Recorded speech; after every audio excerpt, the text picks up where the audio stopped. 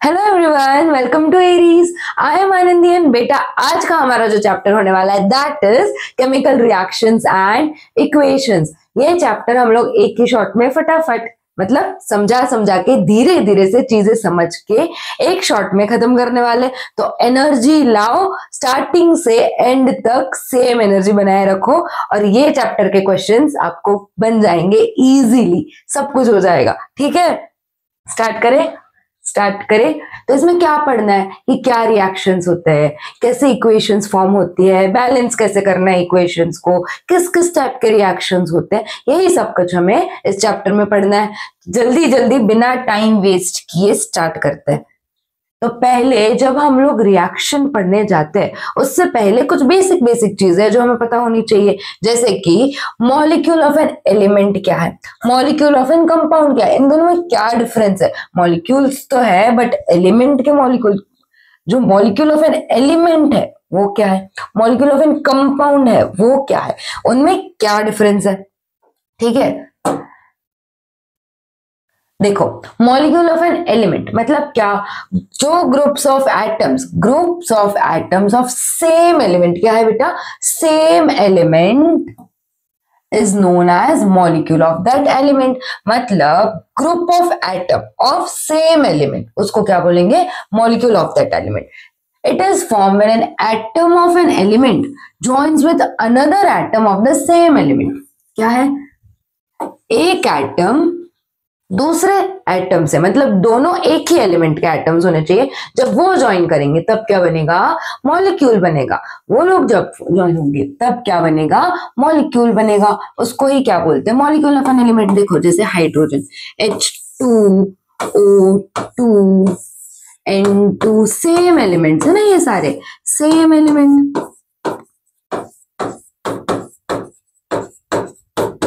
Same element जब join कर रहे हैं तब बन रहा है, तो वो क्या है, मॉलिक्यूल ऑफ एन एलिमेंट। ये बेटा आपकी टेक्स्ट बुक में नोट्स के फॉर्म में नहीं है बट क्वेश्चंस के फॉर्म में, तो उसको सॉल्व करना भी जरूरी है। मतलब उन्होंने दिया है तो मतलब कुछ तो कंसेप्ट क्लियरेंस की बात है ना। नेक्स्ट जाते हैं मॉलिक्यूल ऑफ अ कंपाउंड। क्या है बेटा molecule of compound, molecule of compounds have atoms of 2 और मोर डिफरेंट एलिमेंट्स। ठीक है, वहां पे क्या था, एटम्स ऑफ सेम एलिमेंट्स, यहाँ पे 2 या 2 से ज्यादा एलिमेंट्स का एटम्स। फॉर एग्जाम्पल जब हम वाटर की बात करते हैं, है ना, H2 है, O एक ही है, तो H2O ये क्या है, मॉलिक्यूल ऑफ अ कंपाउंड है, ये कंपाउंड है, हैज 3 एटम्स, है ना, 2 hydrogen atoms and 1 oxygen atoms. इसको ज्यादा खींचेंगे नहीं, लंबा चौड़ा करके नहीं पढ़ेंगे, ये ऐसे ही समझ में आ रहा है, सिंपल है, इजी है। ठीक है, अभी है वैलेंसी ऑफ एन एलिमेंट। क्या होती है बेटा वैलेंसी, पढ़ा होगा, सुना होगा। The valency of an element is major of its combining capacity.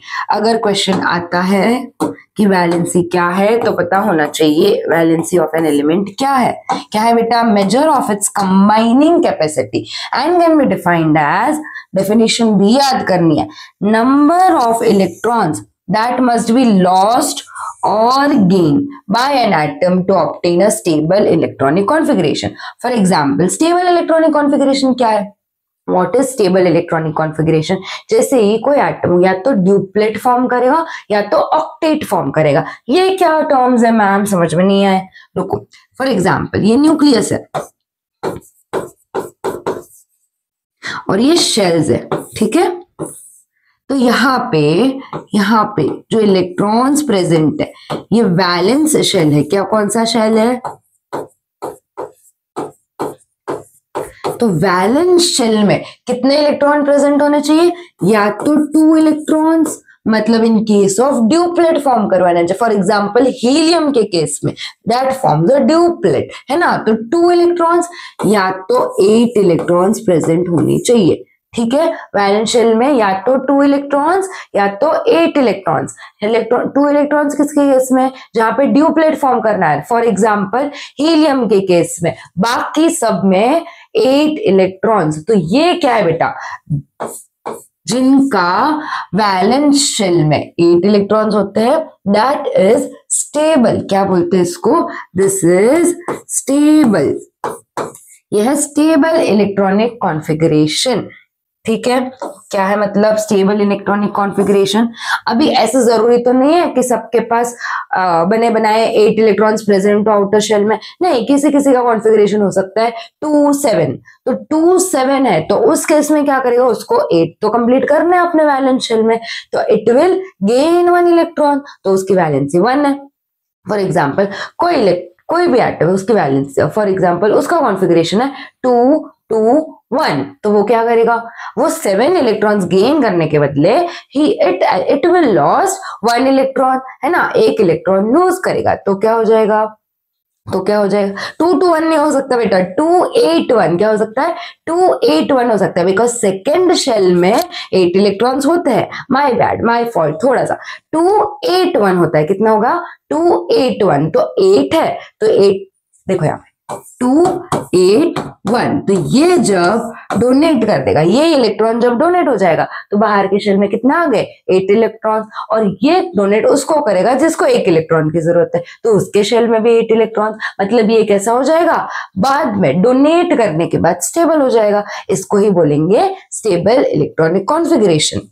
ठीक है, तो वो स्टेबल इलेक्ट्रॉनिक कॉन्फ़िगरेशन फॉर्म करने के लिए जब इलेक्ट्रॉन्स लूज होंगे या इलेक्ट्रॉन्स गेन होंगे, वही इलेक्ट्रॉन्स वो जितना लूज हो रहा है या फिर गेन हो रहा है, that is only the valency. Clear है, यस। आगे बढ़ेंगे, ये बेसिक कंसेप्ट थे बेटा, ये बहुत बेसिक कंसेप्ट थे।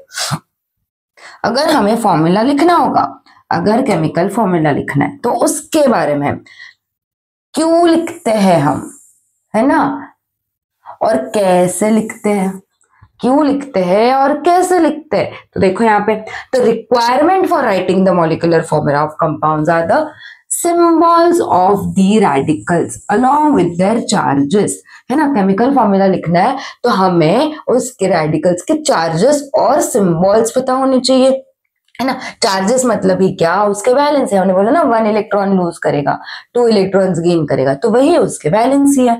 Second is the molecular formula of the compounds are written indicating the number of atoms as subscript in the formula. Number of atoms मतलब कि H2O, तो यहाँ पे हाइड्रोजन के कितने एटम्स है 2, ऑक्सीजन के कितने एटम्स है 1, मतलब कि उसके नंबर ऑफ एटम्स पता होने चाहिए।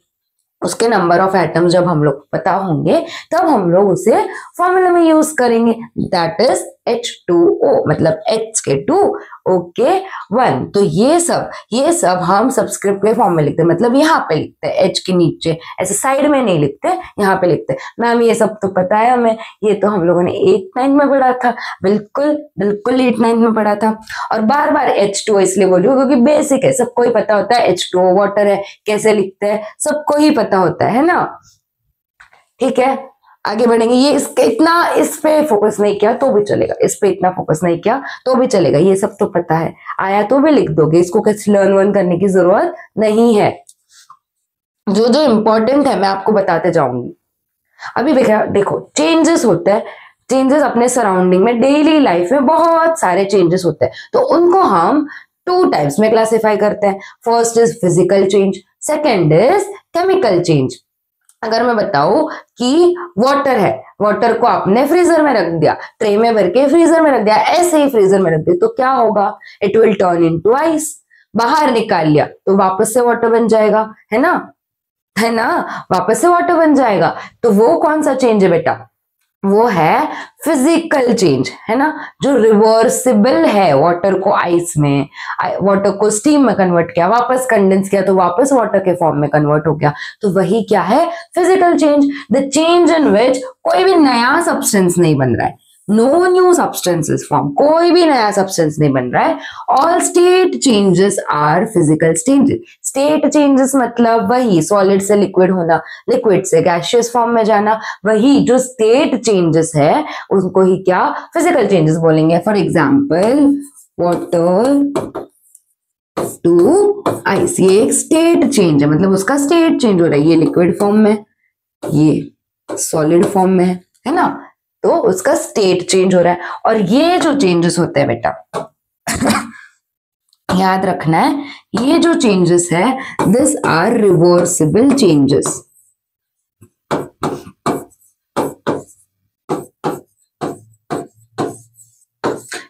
जो फिजिकल चेंजेस है बेटा वो क्या है, वो रिवर्सिबल चेंजेस है। अब आते हैं केमिकल चेंज पे। अगर मैं बोलूं कि एक पेपर लो, उसको आग लगाओ, जलाओ उसको, और फिर उसका देखो कि वो सब्सटेंस क्या बनता है, उसका प्रोडक्ट क्या बनता है ये रिएक्शन करने के बाद, तो क्या वो रिवर्सिबल है क्या? पेपर को जलाया, ऐश बन गया, राख में कन्वर्ट हो गया, है ना? तो वो राख जो ऐश है उसको वापस पेपर बना सकते हैं क्या? नो, नहीं बना सकते। तो that is only the chemical change. उसमें नए सब्सटेंसेस फॉर्म होंगे, फिजिकल में नहीं होते, यहाँ पे न्यू सब्सटेंसेस फॉर्म होंगे। A change in which a substance undergoes a change in its chemical properties is called a chemical change. Chemical properties में चेंज होगा। जो पेपर की केमिकल प्रॉपर्टीज है, जो ऐश की केमिकल प्रॉपर्टीज है, दोज आर डिफरेंट। तो यहाँ पे एग्जाम्पल लिख सकते हैं। एग्जाम्पल क्या लिख सकते हैं? पेपर,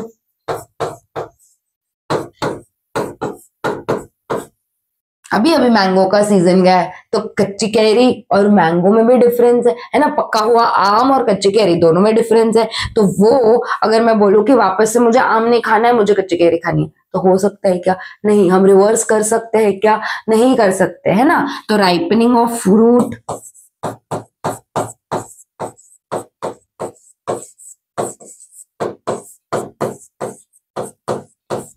ये भी एक केमिकल चेंज है। तो हम बोल सकते हैं ना कि ये जो चेंजेस है बेटा वो इरिवर्सिबल है, बिल्कुल।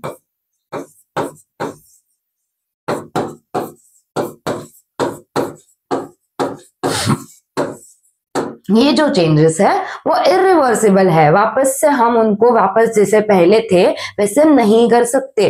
These changes are irreversible changes. तो दोनों में डिफरेंस क्लियर है। What are physical changes, what are chemical changes, clear है क्या? आगे बढ़ेंगे बेटा, आगे बढ़ेंगे। केमिकल रिएक्शन या फिर केमिकल रिएक्शन क्या है? क्या है? अ प्रोसेस इन विच, ये तो बहुत सिंपल है, हमें पता है कि केमिकल रिएक्शन क्या है। H2O2 H2O में कन्वर्ट होना, वही तो है केमिकल रिएक्शन, वही तो है केमिकल रिएक्शन। तो उसको बस वर्ड फॉर्म में दिया है, तो किसको रिएक्टेंट बोलेंगे, किसको प्रोडक्ट्स बोलेंगे, ये ध्यान में रखना है। प्रोसेस इन विच वन और मोर सब्सटेंसेस, या तो एक सब्सटेंस या एक से ज्यादा सब्सटेंस, द रिएक्टेंट्स, देखो यहाँ पे लिख रही हूं मैं A प्लस B, ये जो रिएक्टेंट्स है आर कन्वर्टेड इनटू वन और more different substances, the products C plus D। तो यहाँ पे A प्लस B क्या है बेटा? A प्लस B है रिएक्टेंट्स और C प्लस D है प्रोडक्ट्स, है ना? जो रिएक्शन जिसमें जो एक से ज्यादा, एक या फिर एक से ज्यादा सब्सटेंसेस रिएक्ट करेंगे उनको रिएक्टेंट्स बोलेंगे, और उनके रिएक्शन के बाद वो जिसमें कन्वर्ट होंगे उनको बोलते हैं products. Substances are either chemical elements, या तो ये एलिमेंट्स हो सकता है या तो कंपाउंड्स हो सकता है। A chemical reaction rearranges the constituent atoms of the reactants to create different substances as products. इनमें क्या होंगी बेटा? रीअरेंजमेंट फॉर्म होगी, रीअरेंजमेंट होंगी। फॉर एग्जांपल H2 है, O2 है, वो रीअरेंज करेंगे, या फिर दो ऐसे है कि जो डिस्प्लेस करेंगे। आगे हम पढ़ेंगे कि वो सारे रिएक्शंस क्या है। तो जिसमें रीअरेंजमेंट होंगी फिर उनके बॉन्ड भी चेंज होंगे, उनके बॉन्ड ब्रेक होंगे, नए बॉन्ड फॉर्म होंगे। तो जिनमें रीअरेंजमेंट होंगी उनके एटम्स में, और फिर जो किसमें होगी बेटा रीअरेंजमेंट? रिएक्टेंट्स में। तो वो रीअरेंज होके नए नए क्या बनाएंगे?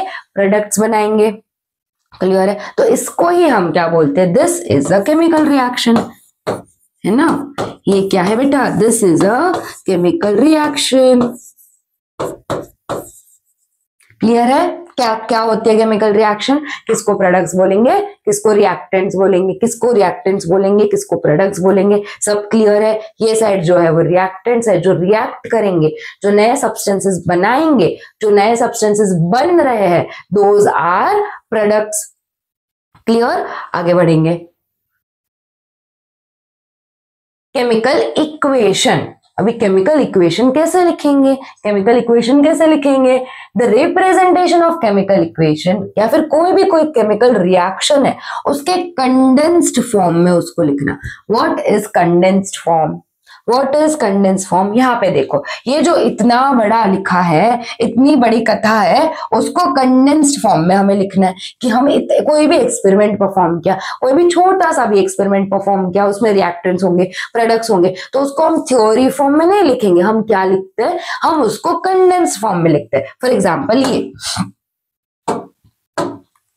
Colourless solution of zinc sulphate, क्या है हमारे पास? जिंक सल्फेट है, इज फॉर्म्ड, मतलब ये है हमारा प्रोडक्ट, फॉर्म हो रहा है। This is a product on addition of, किसके एडिशन पे?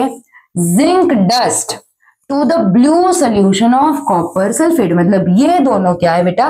These two are the reactants, वो दोनों रिएक्ट करेंगे। The chemical reaction can be written as follows, है ना?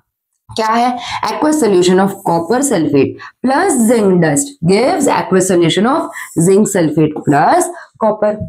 तो उसको और कंडेंस फॉर्म, मतलब इसको फॉर्मूला फॉर्म में भी लिख सकते हैं। अगर पता है कि कॉपर सल्फेट का फॉर्मूला CuSO4 है, जिंक का फॉर्मूला Zn है, सोल्यूशन ऑफ जिंक सल्फेट का फॉर्मूला ZnSO4 है, और कॉपर इज Cu, तो हम इसको रिएक्शन फॉर्म में भी लिख सकते हैं। तो rather than इतनी बड़ी स्टोरी सुनाने से हम क्या कर सकते हैं? कोई भी केमिकल इक्वेशन को उनके कंडेंस्ड फॉर्म में लिख सकते हैं। क्लियर है? यहाँ पे वही दिया है जो अभी हम लोगों ने बात की, वही दिया है। Copper sulphate and zinc are the reactants, यहाँ पे जो है वो रिएक्टेंट्स है। They react with each other to form copper particles, copper बन रहा है, और जिंक सल्फेट बन रहा है as the products having totally different properties. Obviously chemical reaction हो रहा है तो इनकी जो प्रॉपर्टीज है और इनकी जो प्रॉपर्टीज है कंप्लीटली डिफरेंट होंगी। जो प्रॉपर्टीज है वो कंप्लीटली डिफरेंट होंगी। The ionic bond in the reactant CuSO4 breaks and the ionic bond in the product ZnSO4 is formed। मतलब क्या है? यहाँ पे आयनिक बॉन्ड है तो ये आयनिक बॉन्ड ब्रेक होगा, ये आयनिक बॉन्ड जरा टूट जाएगा, क्या होगा? ब्रेक होगा। ये आयनिक बॉन्ड ब्रेक होगा और ये यहाँ पे है आयनिक बॉन्ड फॉर्म होगा।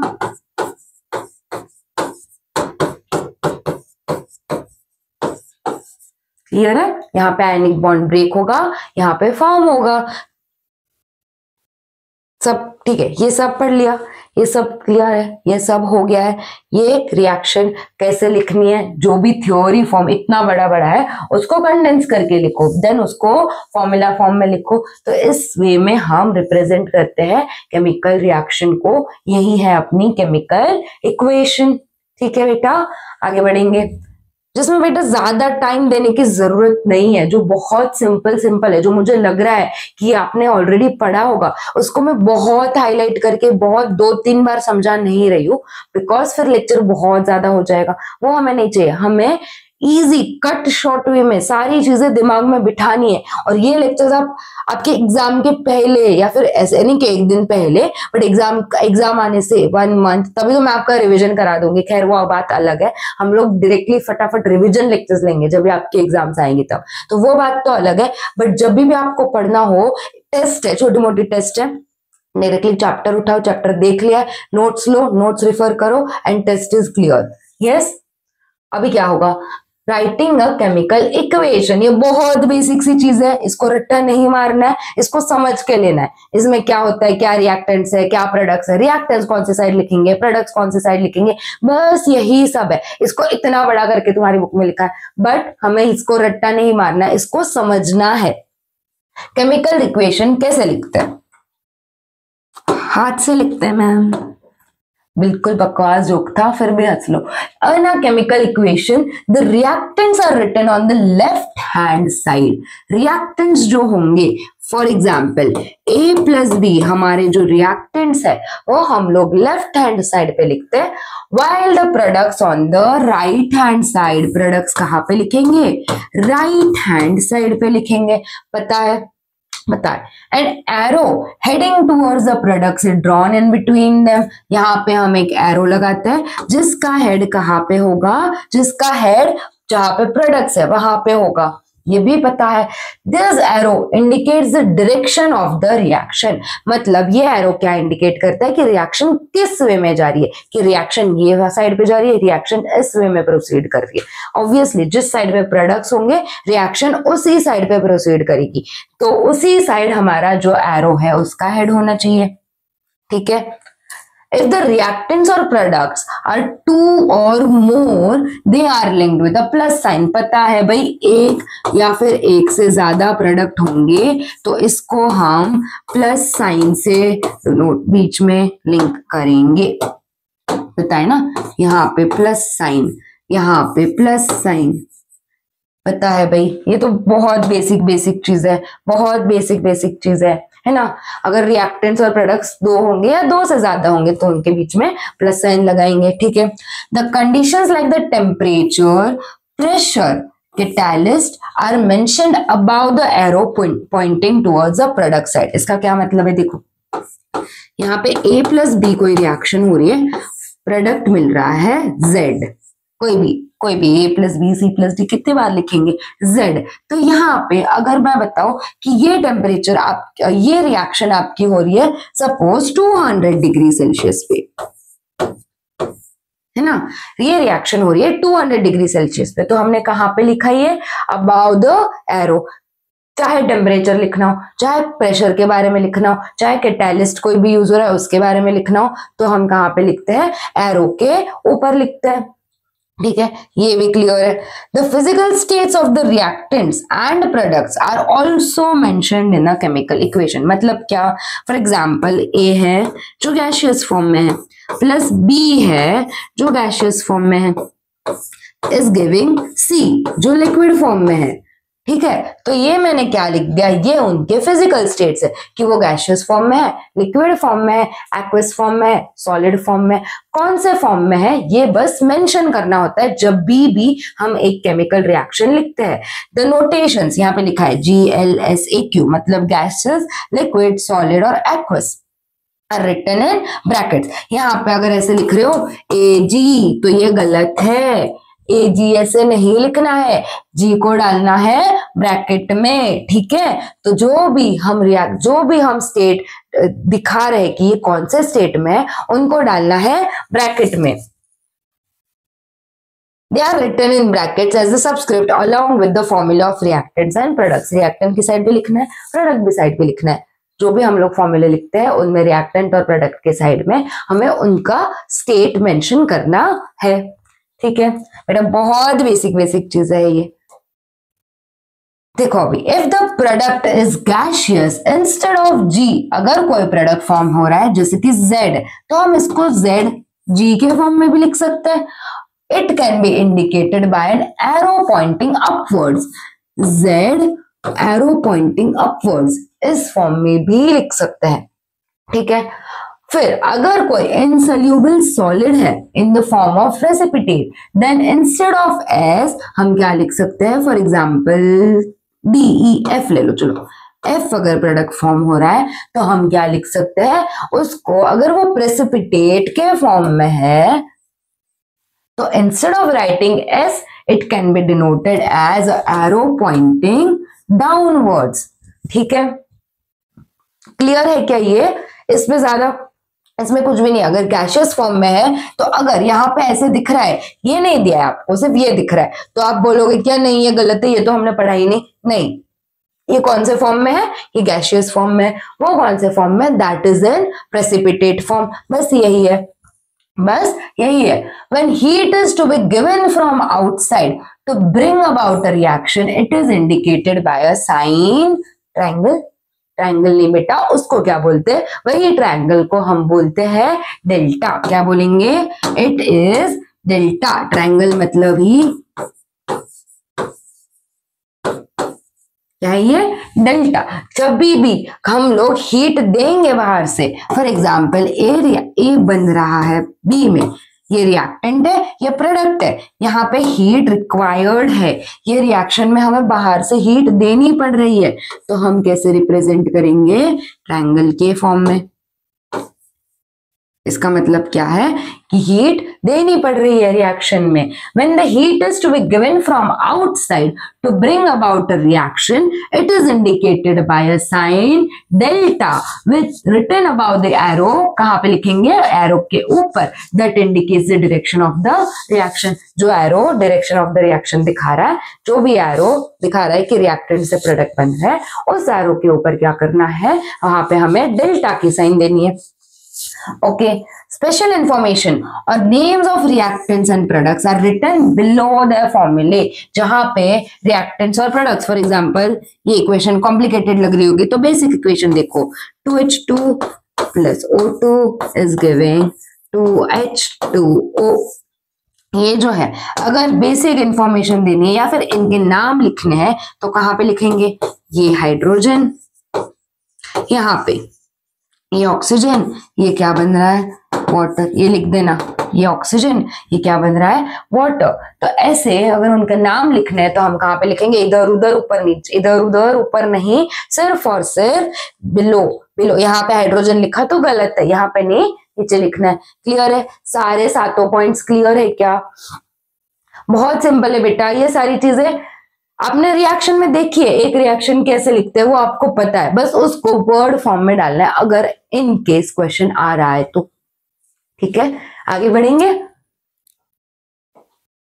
देखो, ये है एक एक्सपेरिमेंट, तुम्हारी बुक में एक एक्सपेरिमेंट दिया है। क्या है इसमें? क्या है इसमें? हमने एक बीकर लिया, एक टेस्ट ट्यूब ली। बीकर में हमने लिया है सोडियम क्लोराइड सोल्यूशन। क्या लिया है बीकर में? बीकर में लिया है सोडियम क्लोराइड सोल्यूशन, और टेस्ट ट्यूब को हमने थ्रेड की मदद से धीरे से इस बीकर में डाला, और इसमें है सिल्वर नाइट्रेट सोल्यूशन। इसमें सोडियम क्लोराइड है, इसमें सिल्वर नाइट्रेट है। फिर हमने उनका वेट किया, उनका वजन किया, तो कितना आ रहा था? सपोज x ग्राम्स, कोई भी ले लो, यहाँ पे जो भी है, यहाँ पे इतना वजन आ रहा था। फिर हमने क्या किया? ये ऐसा था, ये हमारे क्या है बेटा? ये दोनों रिएक्टेंट्स है। फिर जब भी हमने इसको मिक्स किया, as soon as we have mix them, ऐसे टिल्ट किया, टिल्ट करने पे दोनों मिक्स हो जाएंगे ऑब्वियसली। तो मिक्स होने के बाद कुछ तो रिएक्शन होगी उसमें, कुछ तो रिएक्शन होगी। तो वो रिएक्शन होने के बाद यहाँ पे ये तो है रिएक्टेंट्स, है ना? ये क्या है बेटा? ये रिएक्टेंट्स है। ये क्या है? ये प्रोडक्ट है। तो क्या जो रिएक्टेंट्स है और जो प्रोडक्ट है उसका मास सेम होगा? बिल्कुल, इसका मास और इसका मास इज इक्वल। ये जो प्रोडक्ट फॉर्म हो रहा है उसका मास भी सेम होगा। यहाँ पे दिख रहा है 300.23 ग्राम, 300.23 ग्राम। ये तुम्हारे टेक्स्ट बुक में ही है, वहां से रेफर कर लो, वहां से रेफर कर लो। तो ये रिएक्शन कैसे होगी बेटा? अगर मुझे इसको रिएक्शन फॉर्म में लिखना है, इसको रिएक्शन फॉर्म में लिखना है, तो हम कैसे लिखेंगे? रिएक्टेंट्स क्या है? सिल्वर नाइट्रेट और सोडियम क्लोराइड। तो silver nitrate is AgNO3, sodium chloride is NaCl। दोनों ही एक्वस फॉर्म में है, दोनों ही एक्वस फॉर्म में है। और जो रिएक्टेंट्स है वो बनाएंगे प्रोडक्ट्स। तो क्या मिल रहा है प्रोडक्ट्स में हमें? Silver chloride plus sodium nitrate, AgCl plus NaNO3।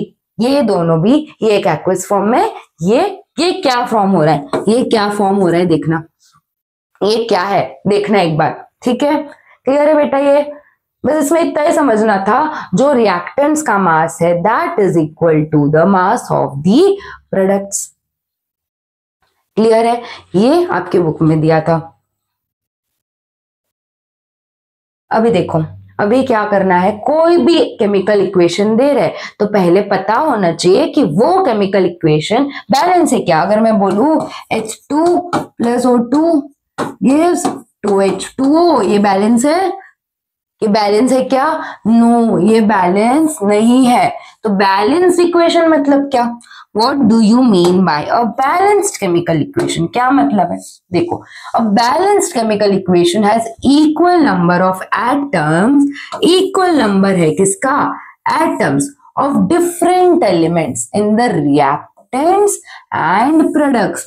जो भी एलिमेंट्स है उनके एटम्स, एलिमेंट के एटम्स रिएक्टेंट साइड पे और प्रोडक्ट साइड पे क्या होने चाहिए बेटा, इक्वल होने चाहिए, सेम सेम होने चाहिए। अगर सेम सेम है, अगर इक्वल है तो वो रिएक्शन कैसी है, it is a balanced chemical equation, balanced chemical equation है। तो फॉर एग्जांपल यहाँ पे एक रिएक्शन दी है, यहाँ पे एक इक्वेशन दी है, चेक करेंगे बैलेंस है क्या। देखो यहाँ पे Zn है और सल्फ्यूरिक एसिड है, यहाँ पे ZnSO4 और H2 फॉर्म हो रहा है, ये रिएक्टेंट्स है और ये प्रोडक्ट्स है। तो यहाँ पे देखो Zn के यहाँ पे पहले तो देखना है कि कौन से एटम्स है। Zn के एटम्स है, H है, यस, S है, यस, O है, यस, ठीक है। तो जितने रिएक्टेंट्स में है, यहाँ पे भी Zn है, S है, O है और H है।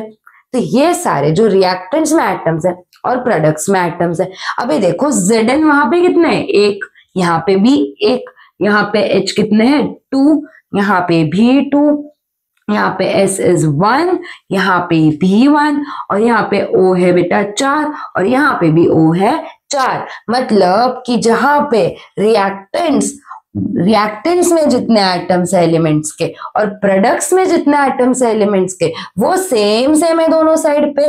तो यही क्या है, this is a balanced chemical equation. यहाँ पे भी लिखा भी है, as the number of atoms of each element is same on both the sides of the arrows, the reaction is balanced। मतलब एरो के दोनों साइड पे नंबर ऑफ एटम्स इक्वल है तो रिएक्शन कैसी है बेटा, रिएक्शन इज बैलेंस्ड। अभी सीखना है कि अगर कोई रिएक्शन बैलेंस नहीं है तो कैसे करेंगे, और उस पे तो क्वेश्चन आता ही है और वो इंपॉर्टेंट है। तो बहुत डिफिकल्ट लगता है, पता नहीं क्यों इतना हुआ बना के रखा है कि बैलेंसिंग नहीं आती, बैलेंसिंग बहुत डिफिकल्ट है। ऐसा कुछ भी नहीं है, बैलेंसिंग सबसे सिंपल टास्क है। यहाँ पे सीख लो, तुम लोग सीख तो लो, फिर बताना कि बैलेंसिंग कितनी डिफिकल्ट है। देखो इस रिएक्शन को हमें करना है बैलेंस, इस रिएक्शन को हमें बैलेंस करना है। ये नहीं है ऑब्वियसली, देखो Fe यहाँ पे कितने हैं, एक है, यहाँ पे 3 है, इस फॉर्म में है ये Fe3O4 और H2, ठीक है। यहाँ पे Fe कितने हैं, एक है, वहां पे 3 है, यहाँ पे H2 है, ठीक है। यहाँ पे O एक ही है, वहां पे O 4 है। तो मतलब ये अगर एक भी बैलेंस नहीं है, अगर एक भी बैलेंस नहीं है मतलब जो इक्वेशन है, जो रिएक्शन है वो बैलेंस नहीं है, तो हमें करनी पड़ेगी बैलेंस। और वैसे भी जो एग्जाम में पूछते हैं कि स्टेप वाइज बैलेंसिंग लिखो, तो स्टेप वाइज कैसे लिखेंगे, ऐसे लिखेंगे, बहुत सिंपल है, बहुत सिंपल है।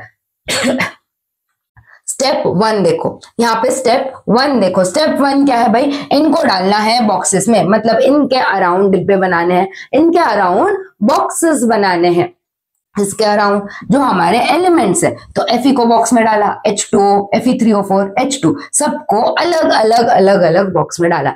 क्यों, क्या जरूरत है, मजा आ रहा है क्या, अच्छा दिख रहा है, स्टेप 1 हमारा अच्छा दिखना चाहिए, एग्जामिनर को लगना चाहिए कि इतने अच्छे से मार्क है, नहीं, ये है तुम्हारे लिए। किसके लिए, ये तुम्हारे लिए है कि इसके अंदर घुसना नहीं है, ये बाउंड्री बना दी है कि इसके अंदर नहीं आना। बैलेंसिंग करते करते Fe का 3, Fe का 8 नहीं हो जाना चाहिए। जो भी करना है बॉक्स के बाहर करो, जो भी करना है बॉक्स के बाहर करो। यहाँ पे Fe3 है तो यहाँ पे 6 नहीं हो जाना चाहिए 3 का, इसके बाहर रहना है। ये तुमने बनाई है बाउंड्री कि यहाँ पे नो एंट्री है, डेंजर जोन है, वहां पे नहीं जाना है, ठीक है। इसलिए हमने बॉक्सेस बनाए हैं अच्छे दिखने को, ऑब्वियसली अच्छा भी दिखेगा और हमारा यूजफुल भी है कि हमने बॉक्सेस बनाए तो हमें पता है कि इसके अंदर नहीं जाना है।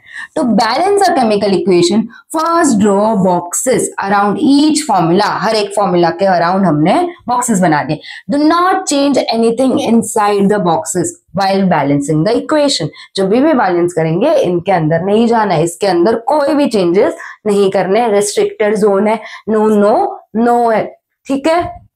अभी आगे बॉक्सेस बना दिए, अब क्या करेंगे, स्टेप 2 है। तो स्टेप 2 में list the number of atoms of different elements present in the unbalanced equation. यहाँ पे हमारे पास अनबैलेंस्ड इक्वेशन थी, यहाँ पे देखो मैं यहाँ पे वापस लिख देती हूँ जो अनबैलेंस्ड इक्वेशन है। क्या है unbalanced equation, Fe plus H2O देखनी पड़ती है भाई, अनबैलेंस्ड है ना, कहीं बैलेंस ना हो जाए। Fe3O4 कितने H है, ठीक है H2 है, H2 है प्लस H2, पता चला मैंने यहीं पे बैलेंस कर दी, इसलिए देखना पड़ता है, ठीक है। Fe H2O Fe3O4 और H2। अभी यहाँ पे रिफर करो इसको और देखो जो एलिमेंट्स है हमारे पास, कौन से एलिमेंट है, टोटल इस रिएक्शन में 3 एलिमेंट्स है, एक तो Fe H और O, ठीक है। यहाँ पे भी Fe H और O, तो यहाँ पे लिख देंगे एलिमेंट कौन सा है, Fe H और O। Fe is ion, hydrogen और ऑक्सीजन, ठीक है। अभी रिएक्टेंट साइड पे ये कितने हैं और प्रोडक्ट साइड पे कितने हैं, तो रिएक्टेंट साइड पे Fe बस एक है, दिख रहा है ना, यहाँ पे Fe ओनली 1, यहाँ पे प्रोडक्ट साइड पे कितने हैं, 3 Fe है, तो यहाँ पे हमने 3 लिख दिया। अभी H जो है रिएक्टेंट साइड पे है 2 है ना, H2 रिएक्टेंट साइड पे H इज 2 और प्रोडक्ट साइड पे भी H2 है, ठीक है। ऑक्सीजन जो है रिएक्टेंट साइड पे 1 ही है और प्रोडक्ट साइड पे 4 है, तो हमने लिख दिया यहाँ पे 1, यहाँ पे 4। एक और कॉमन मिस्टेक, पता नहीं बच्चों को अब तक पता क्यों नहीं होती, वो यहाँ पे देखो, यहाँ पे ये गलतियां करते हो तुम लोग। फॉर एग्जाम्पल 2H2O है, तो मुझे बताओ कि ये जो 2 है वो क्या सिर्फ हाइड्रोजन के लिए है, नहीं, ये 2 ऑक्सीजन को भी जाता है। और यहाँ पे 2 जो है वो 2H भी है और 2O भी, मतलब यहाँ पे H कितने हैं, जब मैं क्लास लेती हूँ बच्चे करते हैं H कितने हैं, 2 2 4, 2 क्या 2 + 2 4 नहीं होता, तुम लोग करते हो 2 + 2 = 4, प्लस नहीं आएगा, क्या आएगा, मल्टीप्लाइड बाय 2 × 2 = 4, दोनों सेम ही है। हाँ इस केस में सेम है, अगर ये केस हो गया यहाँ पे, तो ये सेम होगा क्या, यहाँ पे 3 + 2, यहाँ पे ध्यान देना है, हर एक चीज देखनी है, प्लस नहीं करना। यहाँ पे 2 × 2 क्या है, 4 है, ठीक है, यहाँ पे 2 × 2 4 है, तो यहाँ पे 4 होगा। और यहाँ पे ऑक्सीजन कितना है, ऑक्सीजन है 2, यहाँ पे ऐसा नहीं है कि ऑक्सीजन एक ही है, ऑक्सीजन के पास कुछ नहीं है, यहाँ पे 2O है, तो कंफ्यूज नहीं होना है, ठीक है, क्लियर रखना है कि हम मल्टीप्लाई करते हैं और यहाँ पे जो है वो दोनों के लिए है, जितने भी प्रोडक्ट्स फॉर्म है जो भी है। यहाँ पे अगर 4 लग जाए तो 4Fe3 है, 4O4 है, क्लियर है, ठीक है, क्लियर है, अभी क्लियर है, ये क्लियर होना चाहिए था, नहीं तो बैलेंसिंग आ ही नहीं पाती। अभी क्लियर है क्या, जो रिएक्टेंट्स कितने हैं, जो प्रोडक्ट्स हैं वो कितने हैं, ठीक है, ये नहीं है, ओके। आगे बढ़ेंगे, स्टेप 2 समझ में आ गया, हमें क्या करना है, लिस्ट करना है कि कौन से एलिमेंट्स में कितने एटम्स कौन से साइड पे, रिएक्टेंट साइड पे क्या है और प्रोडक्ट साइड पे क्या है। स्टेप 3 अभी करनी है स्टार्ट बैलेंसिंग। बैलेंसिंग कैसे करेंगे, वही जिसके पास सबसे ज्यादा नंबर है, यहाँ पे देखो, start balancing the compound that contains a maximum number of atoms, जिसके पास सबसे ज्यादा नंबर ऑफ एटम्स है, तो वो कौन है जिसके पास सबसे ज्यादा एटम्स है, दोनों साइड पे देखना है, रिएक्टेंट्स और प्रोडक्ट्स दोनों साइड पे देखो कि सबसे ज्यादा किसके पास है, तो यहाँ पे है 4, तो 4 क्या है, ऑक्सीजन, तो हम स्टार्ट किससे करेंगे, ऑक्सीजन से स्टार्ट करेंगे, ठीक है। तो हमने देखा कि सबसे ज्यादा एटम्स है ऑक्सीजन के पास, तो वापस से ये बनाना है, एटम्स ऑफ ऑक्सीजन रिएक्टेंट्स में कितने हैं, प्रोडक्ट्स में कितने हैं। अभी इनिशियल मतलब स्टार्टिंग में कितने हैं और हमें बैलेंस करने के लिए कितने चाहिए, ये बॉक्स हमेशा ही बनाना है, ये स्टेप्स इंक्लूड होने चाहिए। अगर वहां पे क्वेश्चन देते हैं कि balance the following chemical equation with proper steps, तो आपका विथ प्रॉपर स्टेप्स होना चाहिए। किसी से आंसर कॉपी करके आंसर करेक्ट आ भी गया तो उसके मार्क्स नहीं मिलेंगे अगर स्टेप्स कंप्लीट नहीं है तो, ठीक है। और इधर देख लोगे ना तो कॉपी करने की जरूरत नहीं पड़ेगी, तुम लोग ऐसे बैलेंस कर दोगे केमिकल इक्वेशंस। ये चैप्टर होने के बाद, ये जब लेक्चर हो जाएगा ना, तुम्हारे बुक में क्वेश्चन नंबर तो एक क्वेश्चन है वहां 7 आई गेस, उसमें चार केमिकल इक्वेशंस है जो तुम्हें बोले कि बैलेंस करो, वो पहले बैलेंस करना, लेक्चर खत्म होते ही वो ट्राई करना कि बैलेंस हो पा रहे कि नहीं, ये स्टेप्स फॉलो करके, ठीक है।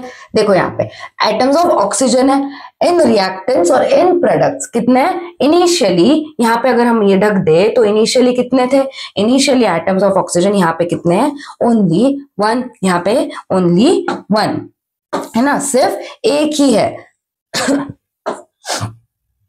यहाँ पे एक ही है। फिर उस साइड पे प्रोडक्ट्स के साइड पे है बेटा 4, यहाँ पे कितने हैं 4, और कहां पे वो भी लिखना है 1 in H2O, 4 in Fe3O4। अभी बैलेंस करने के लिए यहाँ पे तो 4 है, तो ये 1 को 4 बनाने के लिए ऑब्वियसली हम क्या करेंगे, मल्टीप्लाइड बाय 4, 1 को 4 बनाया मल्टीप्लाइड बाय 4, तो यहाँ पे 1 into 4 क्या हो जाएगा 4, तो ये 1 into 4, तो यहाँ पे लिखेंगे क्या, यहाँ पे ऑक्सीजन के साथ में लिखेंगे क्या, नहीं, मैंने क्या बोला था कि वो जो बॉक्सेस है उसके अंदर तो घुसना ही नहीं है, बाहर रहो, उसके बाहर रहो, वो डेंजर जोन है, उसमें जाना ही नहीं है। तो यहाँ पे हमने 4 लिखा, तो 4 यहाँ पे लिख दिया। अभी देखो ऑक्सीजन बैलेंस है क्या, तो यहाँ पे 4 ऑक्सीजन है और यहाँ पे भी 4 ऑक्सीजन है, तो मतलब oxygen is balance, oxygen balance है क्या। देखो फिर भी समझ में नहीं आया, वापस से बता रही हूँ, यहाँ पे हमने क्या किया, आइटम्स ऑफ ऑक्सीजन लिखे, रिएक्टेंट साइड में एक ही था, ये जो 4 मैंने रेड इसलिए दिया क्योंकि ये पहले से नहीं दिया हुआ था, ये पहले से नहीं दिया हुआ था, हमने बैलेंस करने के बाद लगाया है। इन रिएक्टेंट्स एक ही था, प्रोडक्ट्स में थे 4, बैलेंस करने के लिए हमने क्या किया, यहाँ पे तो 4 थे, यहाँ पे एक ही था, तो ये एक को 4 बनाने के लिए हमने मल्टीप्लाइड बाय 4 किया, 4 से मल्टीप्लाई करने पे 4 आंसर आया, तो यहाँ पे भी 4 है, यहाँ पे भी 4 है, तो यहाँ का 4 हम यहाँ ना लगाएंगे और यहाँ पे यहाँ ना लगाकर यहाँ लगाएंगे, क्यों, क्योंकि बॉक्स के अंदर नहीं जाना है, तो यहाँ पे हमने 4 लगाया, तो यहाँ पे भी ऑक्सीजन 4 हो गए, यहाँ पे भी ऑक्सीजन 4 हो गए, तो ऑक्सीजन बैलेंस है, ऑक्सीजन बैलेंस्ड है, ऑक्सीजन तो बैलेंस है बट स्टिल रिएक्शन अनबैलेंस्ड है क्योंकि Fe भी बैलेंस नहीं है, और यहाँ पे हमने 4 लगा दिया तो हमारा जो हाइड्रोजन पहले बैलेंस था H2H2 अभी वो भी बैलेंस नहीं है क्योंकि यहाँ पे 4 2 8 हो रहा है, वो भी बैलेंस नहीं है। तो नेक्स्ट हम लोग चूज करेंगे या Fe या हाइड्रोजन। तो step 4, Fe and H atoms are still not balance, बता दिया। अभी कोई भी एलिमेंट उठाओ, कोई भी एलिमेंट उठाओ, जैसे कि हमने यहाँ पे कंसिडर किया है हाइड्रोजन को। अभी देखो हाइड्रोजन इस साइड पे कितना हो गया था, 4 into 2 8 हो गया था, इस साइड पे हाइड्रोजन 8 हो गया था, यहाँ पे तो सिर्फ H2 ही था, यहाँ पे तो सिर्फ H2 ही था, मतलब रिएक्टेंट्स में 8 थे और यहाँ पे 2 थे, तो यहाँ तो 8 वैसे ही रहने देंगे, तो 2 को 8 बनाने के लिए 4 से मल्टीप्लाई करेंगे, 4 2s are 8, यहाँ पे भी 8 हो गए, तो अभी हमारे पास 2 है, तो हमें क्या लगाना है, 2 तो है ऑलरेडी यहाँ पे, तो क्या लगाना है 4, ठीक है। तो 4 2s are 8, इसलिए मैंने बोला प्लस नहीं करना है, मल्टीप्लीकेशन करना है। 4 2s are 8, तो अभी देखो यहाँ पे भी 8 हो गए और यहाँ पे भी 8 हो गए, है ना, दोनों साइड पे 8 8 हो गए, तो हाइड्रोजन भी बैलेंस्ड है। क्लियर है क्या, देखो यहाँ पे ऑक्सीजन 4 है, ऑक्सीजन 4 है, हाइड्रोजन 4 2s are 8 है, हाइड्रोजन यहाँ पे भी 8 है, बचा कौन, बचा कौन, आयन Fe, मतलब ये अभी भी पार्टली बैलेंस इक्वेशन है, ये अभी भी बैलेंस नहीं हुई है, अभी आयन को बैलेंस करेंगे, ठीक है। Examine the above equation and pick up the third element which is not balanced। अभी थर्ड एलिमेंट हमने उठाया, कौन सा है, आयन, कौन सा है, आयन। अभी देखो आयन रिएक्टेंट साइड पे कितने था, सिर्फ एक ही था, और प्रोडक्ट साइड पे 3 थे, है ना। तो अभी वापस से एक मिनट कुछ तो गड़बड़ है, यहाँ पे प्रोडक्ट साइड पे 3 थे, तो यहाँ पे ये कैंसिल करो, यहाँ पे इसको 3 बनाने के लिए हमने क्या किया, यहाँ पे 3 से मल्टीप्लाई किया, है ना। तो 1 into 3, यहाँ पे 3 हो गए और यहाँ पे ऑलरेडी 3 थे, वहां पे ऑलरेडी 3 थे, ठीक है, तो यहाँ पे हमने 1 से 3 से मल्टीप्लाई किया तो यहाँ पे 3 हो गए, वहां पे ऑलरेडी 3 थे, तो ये कहाँ लिखेंगे, अंदर नहीं, कहाँ लिखा हमने 3Fe, यहाँ पे बाहर, यहाँ पे नहीं, बॉक्स के अंदर वापस नहीं जाना है, बाहर लिखा 3Fe और यहाँ पे भी 3Fe। अभी देखो पूरी इक्वेशन बैलेंस्ड है क्या, 3Fe, Fe 3, 4 2 8H, यहाँ पे भी 4 2 8H, यहाँ पे ऑक्सीजन है 4, यहाँ पे भी ऑक्सीजन है 4, तो it is a balanced equation. ये इक्वेशन बैलेंस्ड है, दोनों साइड पे जो रिएक्टेंट्स थे और प्रोडक्ट्स थे दोनों साइड पे इक्वल नंबर ऑफ एटम्स है, रिएक्शन इज बैलेंस। यहाँ पे खत्म होता है काम नहीं, एक और स्टेप है, एक और स्टेप है, कौन सी है, उनके फिजिकल स्टेट्स बताना कि ये जो है सॉलिड में है, गैशियस में, गैशियस फॉर्म में है वाटर, हाँ वाटर वेपर सुना है कभी, वो भी गैशियस फॉर्म में होता है, तो गलत नहीं है, यहाँ पे भी ये सॉलिड फॉर्म में, गैशियस फॉर्म में, ठीक है। फिजिकल स्टेट्स मेंशन करने हैं जब हमारी रिएक्शन कंप्लीट हो जाएगी, जब बैलेंस हो जाएगी, मेंशन द फिजिकल स्टेट्स, ठीक है। अभी देखो समटाइम्स द रिएक्शन कंडीशन सच हमने पहले देखा था कि टेम्परेचर हो सकता है, प्रेशर हो सकता है, कैटालिस्ट हो सकता है, for the reaction are indicated above और below the arrow in an equation. यहाँ पे जो कंडीशंस लग रही है, कौन से टेम्परेचर पे, कौन से प्रेशर पे, या फिर कौन सा कैटालिस्ट यूज हो रहा है जिसमें रिएक्शन हो रही है, जिस केस में रिएक्शन हो रही है, तो या तो अबव द एरो या फिर बिलो द एरो लिख सकते हैं। For example CO2H2 is giving CH3OH, है ना, तो यहाँ पे ये रिएक्शन हो रही है 340 ATM। ATM क्या है, ATM क्या है, ये प्रेशर दिया है, क्या दिया है, ये प्रेशर दिया है। अभी देखो ये दूसरी रिएक्शन है, 6CO + 12H2O, C6H12O6 और 6H2O, ये कौन सी रिएक्शन है भाई, ये कौन सी रिएक्शन है, मुझे ये कमेंट करके बताना। बहुत इजी है, बहुत इजी है, बचपन से पढ़ते आ रहे हो, इस रिएक्शन को कमेंट करके बताना कौन सी है,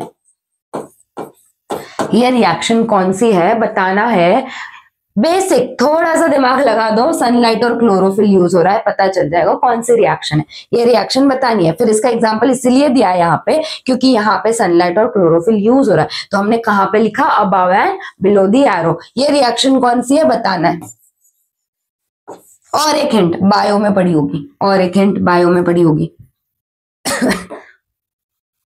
आगे अभी टाइप्स ऑफ केमिकल रिएक्शन, अलग अलग टाइप के केमिकल रिएक्शन कौन से होते हैं। फर्स्ट है बेटा कॉम्बिनेशन रिएक्शन, क्या है, कॉम्बिनेशन रिएक्शन। तो कॉम्बिनेशन रिएक्शन देख के ही, सुन के ही, पढ़ के ही समझ में आ रहा है कि कॉम्बिनेशन मतलब क्या। कॉम्बिनेशन मतलब कंबाइन होना, मिलना, मिलने को ही, कंबाइन होने को ही हम क्या बोलते हैं, कॉम्बिनेशन रिएक्शन, ठीक है। तो यहाँ पे पढ़ लो, यहाँ पे जितनी भी डेफिनेशंस है, जितनी भी डेफिनेशंस यूज हो रही है ये सारे टाइप्स ऑफ रिएक्शंस में, याद रखनी है, ये डेफिनेशंस याद रखनी है। अगर किसी ने पूछ लिया एग्जामिनर ने कि डेफिनेशन क्या होती है कॉम्बिनेशन रिएक्शन की, तो ऐसे नहीं है कि आता ही नहीं है, और ऐसे भी नहीं है कि रटनी है। क्या है, व्हेन 2 और मोर रिएक्टेंट्स, 2 या 2 से ज्यादा रिएक्टेंट्स जब कंबाइन करेंगे to form a single product, क्या है, यही कॉम्बिनेशन है। या तो दो से ज्यादा जब रिएक्टेंट्स होंगे वो मिलके बनाएंगे एक ही प्रोडक्ट। कितने प्रोडक्ट्स बनेंगे, only a single product will be form, it is a combination reaction, it is a combination reaction. वही क्या है बेटा, कॉम्बिनेशन रिएक्शन है। For example the ammonia gas and hydrogen chloride gas reacts to form salt. यहाँ पे देखो, यहाँ पे ये बड़ा बड़ा लिखा है, वापस से ये बड़ा बड़ा लिखा है, इतना पढ़ने से कंटाला आता है ना, बोर हो जाते हो, इसलिए ये लिखना होता है, इसलिए कंडेंस फॉर्म में लिखना होता है। देखो यहाँ पे दिया है एग्जाम्पल, अभी पढ़ना तो पड़ेगा, पढ़ ही लेते हैं, कोई ना। The ammonia gas and hydrogen chloride, कौन रिएक्ट कर रहा है भाई, अमोनिया और hydrogen chloride, reacts to form the salt ammonium chloride and gaseous state. First क्या हो रहा है, अमोनियम क्लोराइड फॉर्म हो रहा है, बट इनिशियली वो कौन से स्टेट में है, गैसियस स्टेट में है। बट थोड़े टाइम बाद, बट इमीडिएटली सीधे की सीधे कहां पे हो रहा है, कंडेंसेशन प्रोसेस हो रही है, और जो गैसियस फॉर्म में था वो भाई कन्वर्ट हो रहा है into its solid state, as a result smoke was formed, और स्मोक फॉर्म हो रहा है। क्या हो रहा है, जब अमोनिया और HCl कंबाइन कर रहे हैं तो गैसियस स्टेट में पहले अमोनियम क्लोराइड बन रहा है। कौन से स्टेट में बन रहा है, गैसियस स्टेट में, बट इमीडिएटली कंडेंसेशन प्रोसेस हो रहा है। तो कंडेंसेशन होने पे जो गैसियस स्टेट था वो डायरेक्टली किस में ट्रांसफर हो रहा है, वो इमीडिएटली सॉलिड स्टेट में ट्रांसफर हो जा रहा है, और क्या फॉर्म हो रहा है, स्मोक फॉर्म हो रहा है। तो यहाँ पे देखो रिएक्टेंट्स कितने हैं, 2 रिएक्टेंट्स है, और प्रोडक्ट्स यहाँ पे 2 रिएक्टेंट्स है और 1 single product.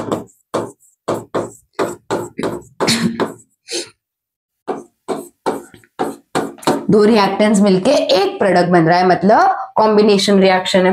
Magnesium burns in air to form white powder of magnesium oxide as a single product. यहाँ पे भी 2 रिएक्शन है और यहाँ पे भी एक ही प्रोडक्ट बन रहा है। तो ये कौन सी रिएक्शन है भाई, ये है कॉम्बिनेशन रिएक्शन। क्लियर है क्या, 2 या 2 से ज्यादा रिएक्टेंट्स जब प्रोडक्ट्स में बनेंगे कंबाइन होके उसको ही बोलेंगे कॉम्बिनेशन रिएक्शन। डेफिनेशन रटनी नहीं है, 2-3 ये समझ लो, आराम से लिख पाओगे। समझी हुई चीजें आराम से लिखी जाती है, रटी हुई चीजें एग्जाम में भूल जाओगे। अभी और टाइम है, ऐसा नहीं है कि कल के कल, आज रट लिया कल पेपर देना है, भूल जाओगे। अगर आज रटा है ना, अगर आज ऐसे हाँ लर्न कर लिया तो थोड़े टाइम जाने दो, 1-2 महीने बाद तो एग्जाम है नहीं, टाइम है एग्जाम को, तो फिर भूल जाओगे। समझ के ली हुई चीजें कभी नहीं भूली जाती, तो ये समझ के लो, ये सारी चीजें समझनी है, रादर देन जस्ट लर्न या फिर रट्टा मारना इज नॉट एन ऑप्शन। अभी 10th में है, ऐसा नहीं है कि सेमेस्टर वाइज एग्जाम है अपने, ऐसा नहीं है कि 2 महीने में पेपर है फिर खत्म, फिर दूसरा पोर्शन फिर खत्म, नहीं, पूरी बुक एक साथ करनी है। तो क्या रट के करोगे, रट के एग्जाम दोगे, पॉसिबल ही नहीं है। सारी चीजें समझनी है, समझ के सीखो। नेक्स्ट है डीकंपोजिशन, उसका उल्टा। क्या है डीकंपोजिशन, एकदम उसका उल्टा। वहां पे क्या हो रहा था, जो 2 रिएक्टेंट्स थे वो कंबाइन होके प्रोडक्ट पे फॉर्म हो रहे थे, यहाँ पे एक ब्रेक डाउन होके अलग अलग रिएक्टेंट्स में कन्वर्ट होगा। देखो, अ केमिकल रिएक्शन इन विच 2 और मोर प्रोडक्ट्स आर फॉर्म, है ना, 2 प्रोडक्ट्स फॉर्म हो रहे हैं या 2 से ज्यादा प्रोडक्ट्स फॉर्म हो रहे हैं, कहां से, एक सिंगल रिएक्टेंट से, उसको ही बोलेंगे डीकंपोजिशन रिएक्शन। एक सिंगल रिएक्टेंट से 2 या फिर 2 से ज्यादा प्रोडक्ट्स फॉर्म हो रहे हैं, that is only decomposition reaction. उसमें टाइप्स है, एक थर्मल है, एक इलेक्ट्रोलिटिक है। तो इलेक्ट्रोलिटिक मतलब क्या, देखो, जब इलेक्ट्रिसिटी के प्रेजेंस में डिकम्पोजिशन होता है, इलेक्ट्रिक करंट पास करवा के डिकम्पोजिशन होता है, तो उसको ही इलेक्ट्रोलिटिक डिकम्पोजिशन बोलते हैं। पढ़ो यहाँ पे, a reaction in which a compound is decomposed by passing the electric current through its solution is called a electrolytic decomposition. is called an electrolytic decomposition। मतलब जो रिएक्टेंट्स है वो कौन से फॉर्म में होंगे, पहले तो सोल्यूशन के फॉर्म में होंगे, रिएक्टेंट्स सोल्यूशन के फॉर्म में होंगे, और वहां पे हम जब करंट पास करवाएंगे, इलेक्ट्रिसिटी पास करवाएंगे, तो वो ब्रेक डाउन स्प्लिट होके उसके प्रोडक्ट्स में फॉर्म होगा। मतलब एक जो रिएक्टेंट है उसका ब्रेक डाउन हो रहा है 2 या फिर 2 से ज्यादा प्रोडक्ट्स में, यहाँ पे 2 है, 2 से ज्यादा भी हो सकते, ठीक है। Passage of electricity to acidulated water, ये बहुत फेमस एग्जांपल है। एसिडुलेटेड वाटर है, उसमें जब इलेक्ट्रिसिटी पास करवाएंगे तो वापस से हाइड्रोजन और ऑक्सीजन के फॉर्म में हो जाएगा। मतलब ये साइड पे एरो हेड है, मतलब ये प्रोडक्ट्स है और ये रिएक्टेंट है, ठीक है। तो उसका डिकम्पोजिशन हो रहा है हाइड्रोजन और ऑक्सीजन में। क्लियर है क्या, क्लियर है। जब एक रिएक्टेंट बना रहा है 2 या 2 से ज्यादा प्रोडक्ट्स, वो डीकंपोजिशन है। कॉम्बिनेशन में क्या था, 2 या 2 से ज्यादा प्रोडक्ट्स मिलके कंबाइन होके बना रहे हैं ओनली 1 सिंगल प्रोडक्ट, वो कॉम्बिनेशन रिएक्शन था। दोनों ही क्लियर है क्या। इसमें और एक टाइप है, ये इलेक्ट्रोलिटिक डिकम्पोजिशन हो गया, this is thermal decomposition. Thermal मतलब क्या, थर्मल नाम से ही समझ में आ रहा है। थर्मल मतलब कुछ तो हीट से रिलेटेड है भाई, कुछ तो हीट से रिलेटेड है ना। तो थर्मल मतलब हीट से रिलेटेड। वर्ड्स को समझो, वर्ड्स को समझोगे अपने आप डेफिनेशन आ जाएगी। The reaction in which the compound is decomposed by heating, heat से related है ना, heating to a high temperature is called thermal decomposition। जैसे ही हम उसको हाई टेम्परेचर पे हीट करेंगे तो उसका ब्रेक डाउन होगा, कोई भी जो रिएक्टेंट है उसका ब्रेक डाउन होगा, उसको ही थर्मल डिकम्पोजिशन बोलेंगे। कैल्शियम कार्बोनेट जो है बेटा CaCO3, कैल्शियम कार्बोनेट जो है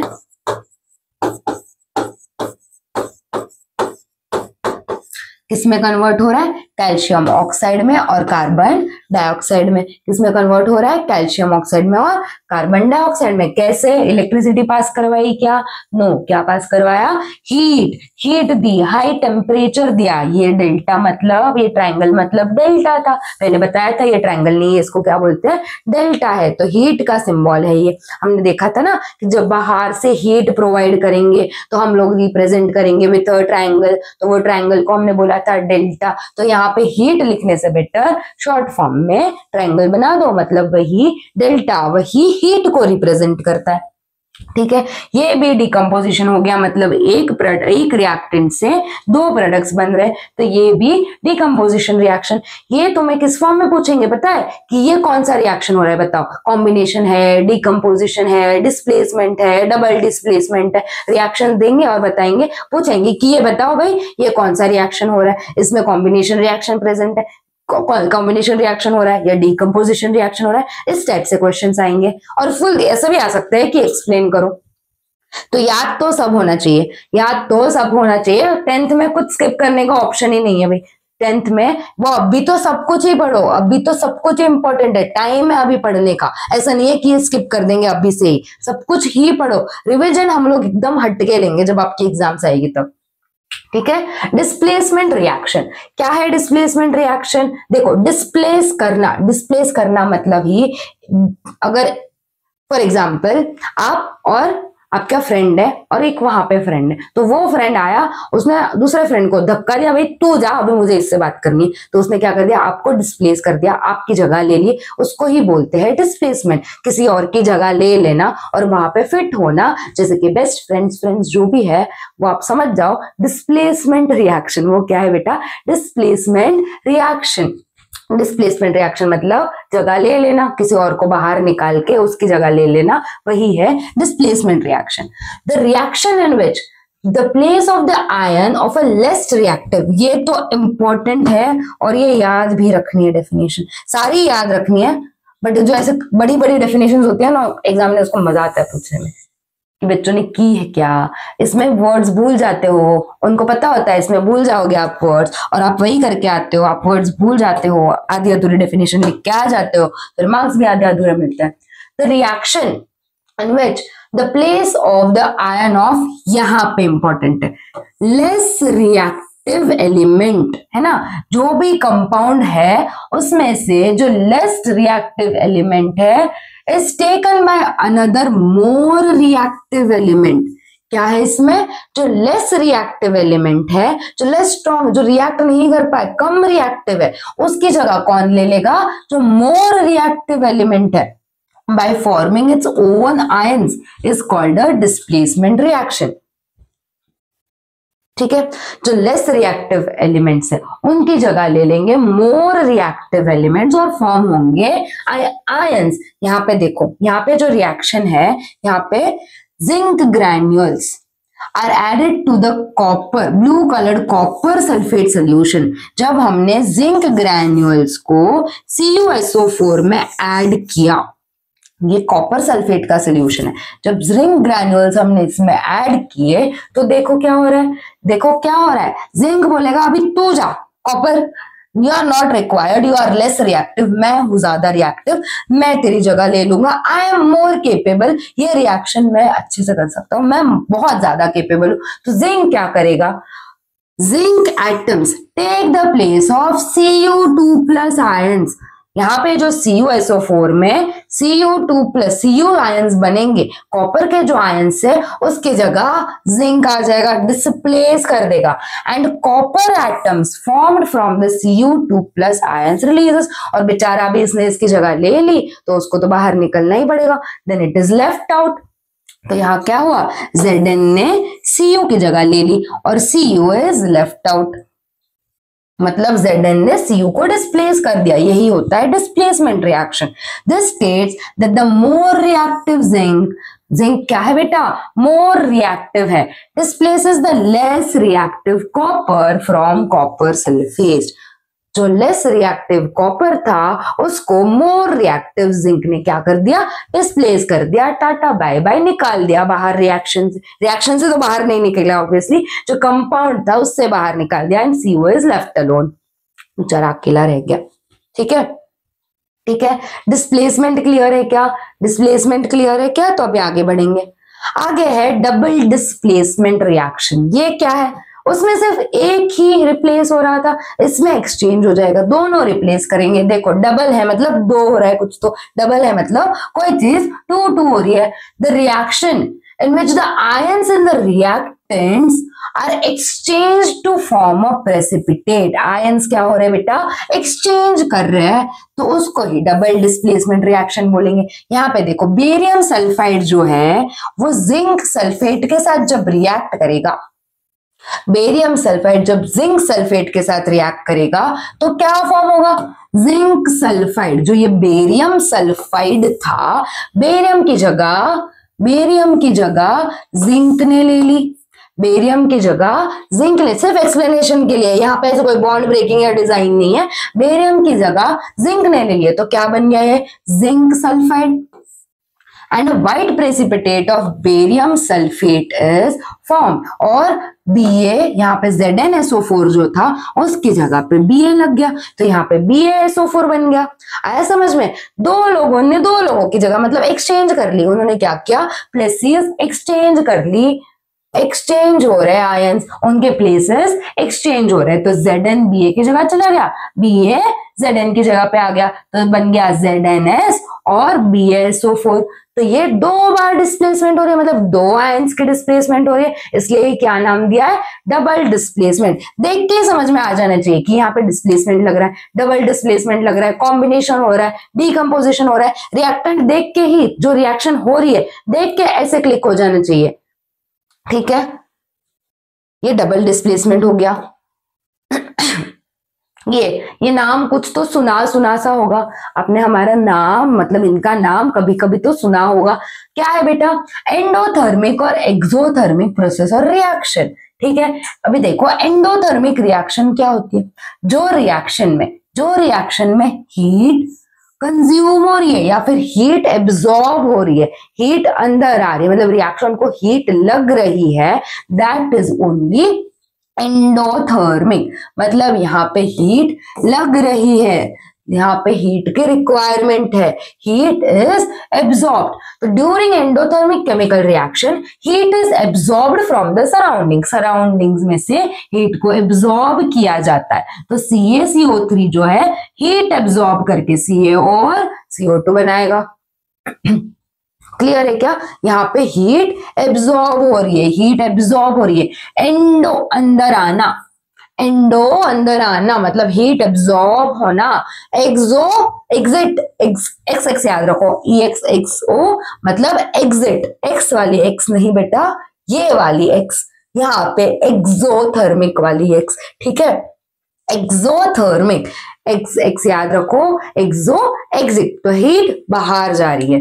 during exothermic reaction heat is given away, heat दी जा रही है। When reactions are transformed into the products, जब ये जो रिएक्शंस नहीं बेटा, रिएक्टेंट्स, जब ये जो रिएक्टेंट्स है वो प्रोडक्ट्स में फॉर्म हो रहे हैं तो वहां पे हीट दी जा रही है। मतलब देखो अगर क्वेश्चन आ रहा है कि गेस करो भाई इसमें से एंडोथर्मिक और एक्सोथर्मिक कौन सी है, तो जब भी भी हीट रिएक्टेंट के साइड में होगी। इसका मतलब क्या है बेटा कि हीट ली जा रही है, हीट एब्जॉर्ब हो रही है। रिएक्टेंट की साइड है तो एंडोथर्मिक, और हीट जब दिख रहा है कि प्रोडक्ट के साइड में है, हीट जब लिखा हुआ प्रोडक्ट के साइड में है, मतलब ही हीट इज गिवन अवे, तो वही क्या होगा, एक्सोथर्मिक, है ना। एक्स है निकाल दिया, एक्स है नहीं चाहिए भाई लाइफ में, निकाल दिया एक्सोथर्मिक, और ये है एंडोथर्मिक। अच्छे से याद रहेगा, विदाउट एनी कंफ्यूजन, कोई कंफ्यूजन नहीं चाहिए मेरे बच्चे हैं, कोई भी कंफ्यूजन नहीं चाहिए, सब कुछ एक एक वर्ड एक एक concept end of the lecture तक क्लियर होना चाहिए। नहीं हो रहा है ना तो वापस वीडियो देखो, बट ये लेक्चर के बाद ये चैप्टर में कुछ भी कंफ्यूजन नहीं होना चाहिए। आई बेट मैंने इस तरह से समझाया कि नहीं होगा कंफ्यूजन, नहीं होगा कंफ्यूजन, याद रखने वाली चीजें याद करवा दिए कि कैसे याद करनी है। ठीक है, आगे बढ़ेंगे। रेट ऑफ केमिकल रिएक्शन, क्या है रेट ऑफ केमिकल रिएक्शन? यहाँ पे एग्जाम्पल्स देखो, cooking gas starts burning on ignition, है ना। इग्निशन क्या मतलब, अगर हमने गैस को आग लगाई गैस पे तो क्या होगा, इग्निशन टेम्परेचर। इग्निशन टेम्परेचर क्या होता है बेटा? इग्निशन टेम्परेचर क्या है? जो मिनिमम टेम्परेचर है किसी चीज को बर्न करने के लिए, उसको इग्निशन टेम्परेचर बोलेंगे। फॉर एग्जाम्पल मेरे पास पेपर है, ठीक है, मेरे पास पेपर है और मैं पेपर को हीट प्रोवाइड कर रही हूँ विद अ मैचस्टिक, जो मैचस्टिक होती है उससे पेपर को हीट प्रोवाइड की मैंने, तो पेपर बर्न हो जाएगा। बट क्या अगर मेरे पास एक वुड है, वुड का लॉग है, यहाँ पे वुड है मेरे पास, समझ जाओ, ड्राइंग पे मत जाओ, फीलिंग्स पे जाओ। ये जो वुड का लॉग है उसको मैंने सेम मैचस्टिक से हीट प्रोवाइड की, क्या तो ये बर्न करने लग जाएगा? क्या ये बर्न करेगा? नहीं, ये बर्न नहीं करेगा, मतलब उसका इग्निशन टेम्परेचर रीच नहीं हुआ है। पेपर का इग्निशन टेम्परेचर रीच हो गया, that is only ignition temperature. ठीक है, ion article undergoes rusting, ion पे रस्ट लगता है, जंग लग जाती है, यूज नहीं करते दिमाग तो दिमाग पे भी लग जाती है, यहाँ पे आयन पे भी रस्ट लग जाता है। Erosion of rocks takes place to form soil, है ना। सॉइल बनने के लिए क्या होता है, रॉक्स का इरोजन होता है, रॉक्स की लेयर ऊपर की निकलते जाती है, उसको इरोजन ऑफ रॉक्स बोलेंगे। Alcohol is formed on mixing yeast and glucose solution under proper condition, है ना। अल्कोहल कैसे बनेगा? जब हम लोग ग्लूकोज में ईस्ट डालेंगे तो अल्कोहल बनता है। ये सब नहीं सीखना है अभी, ये सब नहीं सीखना है, हम बच्चे हैं, बच्चे रहो, ये 4th पॉइंट सीखना नहीं है, याद रखना है बस, ओनली याद रखो। यहाँ पे अभी काम है नॉलेज को लेना, प्रैक्टिकली बाद में अप्लाई करना, ठीक है। देखो तो फिर क्या दिखता है हमें इस सब एग्जाम्पल देख के, क्या समझ में आता है? यहाँ पे देखो, it can be seen from the above examples that some reactions are completed in short time, कुछ रिएक्शन थोड़े से टाइम में, शॉर्ट टाइम में कंप्लीट हो रहा है, दैट इज अकर रैपिडली, जल्दी जल्दी हो रहा है, मतलब उसको क्या बोलेंगे, occurs rapidly, while some other require long time for completion, है ना। कुछ जो है उनको लंबा टाइम लगेगा, उनको धीरे धीरे मजा आता है, हम धीरे धीरे कंप्लीट होंगे, हमें अपना टाइम दो, हम अपना रिएक्शन धीरे धीरे कंप्लीट करेंगे, ठीक है। वो ऐसे रहता है कुछ तो वो अकर स्लोली, कुछ रैपिडली अकर्स करता है, कुछ slowly.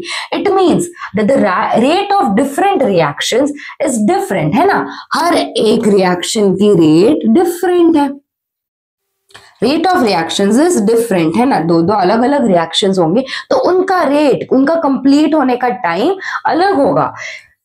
The same reaction occurs at different rate on changing the conditions. अगर एक ही रिएक्शन है, फॉर एग्जाम्पल अगर हम लोग कंडीशंस चेंज कर रहे हैं, बेसिक सा एग्जाम्पल लो, बर्फ निकाली फ्रिज में से और उसको वैसे ही रूम टेम्परेचर पे मेल्ट होने दिया, ज्यादा टाइम लगेगा मेल्ट होने के लिए।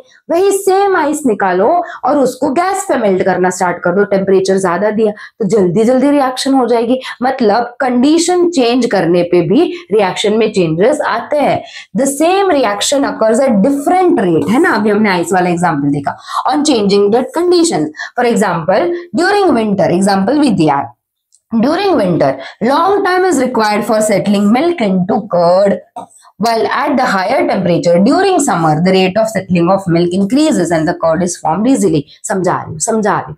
देखो विंटर में जब मम्मी घर पे दही बनाती है, कर्ड मतलब दही, है ना, दूध है, उसमें हमने क्या डाला, उसमें हमने बटर मिल्क डाला या फिर थोड़ा सा कर्ड डाल दिया तो क्या बन जाता है, उसका दही बन जाएगा। तो जो मिल्क का कन्वर्जन है इनटू कर्ड, तो वो जो विंटर के टाइम पे होगा बेटा उसको ज्यादा टाइम लगेगा। बट इन केस वही सेम जब समर में होगा तो rate of settling milk increases, जल्दी जल्दी दही बन जाएगा और कर्ड इज फॉर्म्ड इजीली, वही जल्दी जल्दी दही बन जाएगा, कर्ड इज फॉर्म्ड इजीली। ये कुछ एग्जांपल्स है किसके, रेट ऑफ केमिकल रिएक्शन, और कैसे एक्सटर्नल फैक्टर्स, टेम्परेचर, प्रेशर, ये सारे फैक्टर्स कैसे अफेक्ट करते हैं रेट पे। क्लियर है क्या?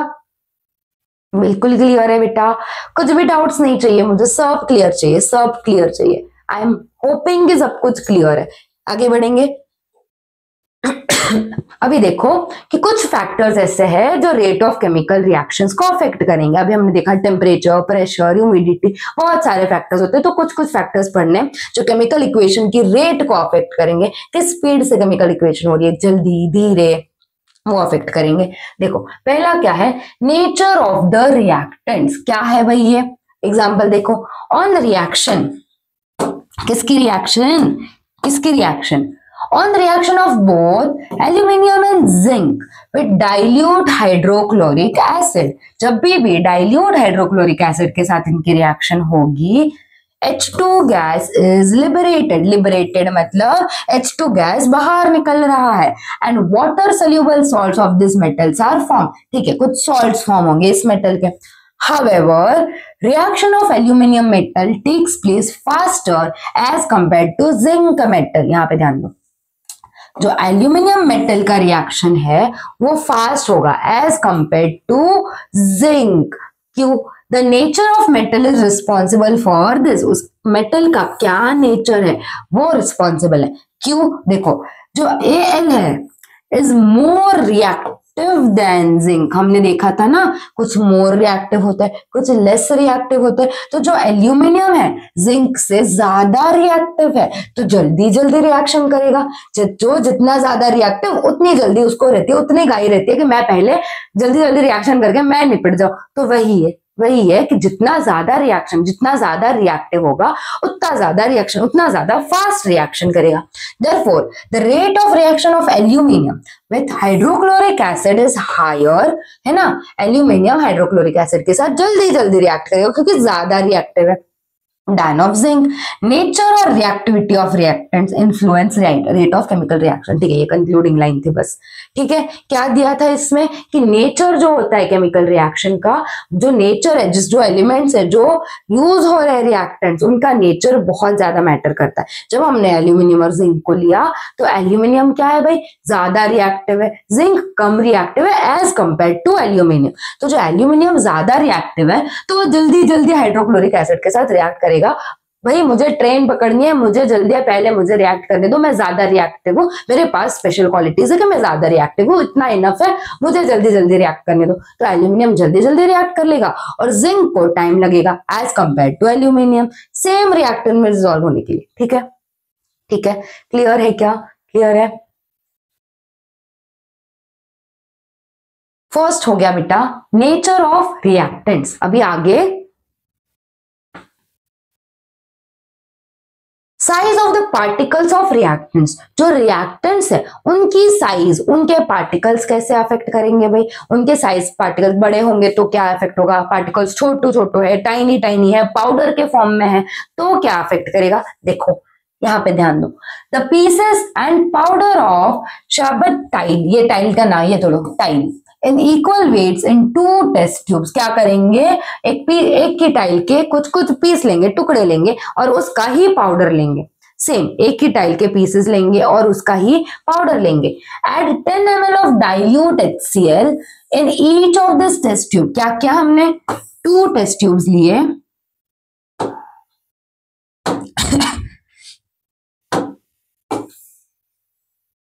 हमने 2 टेस्ट ट्यूब लिए,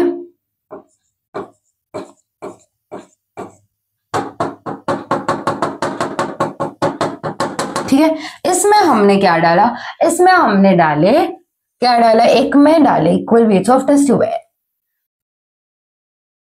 पीसेस और पाउडर, इसमें हमने पीसेस डाले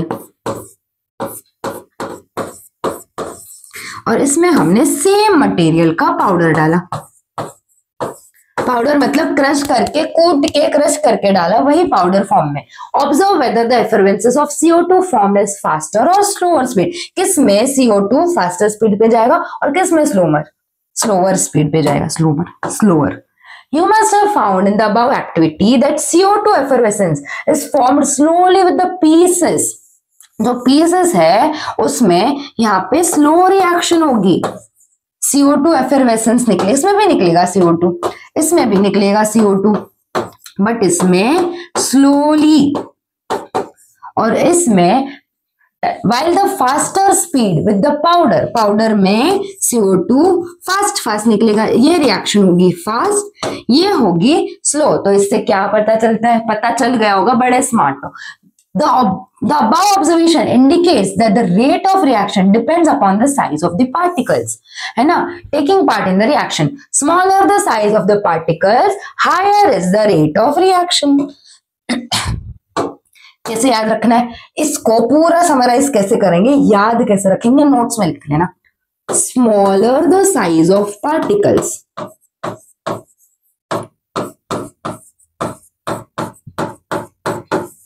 है ना, smaller the size of particles, higher is the rate of reaction.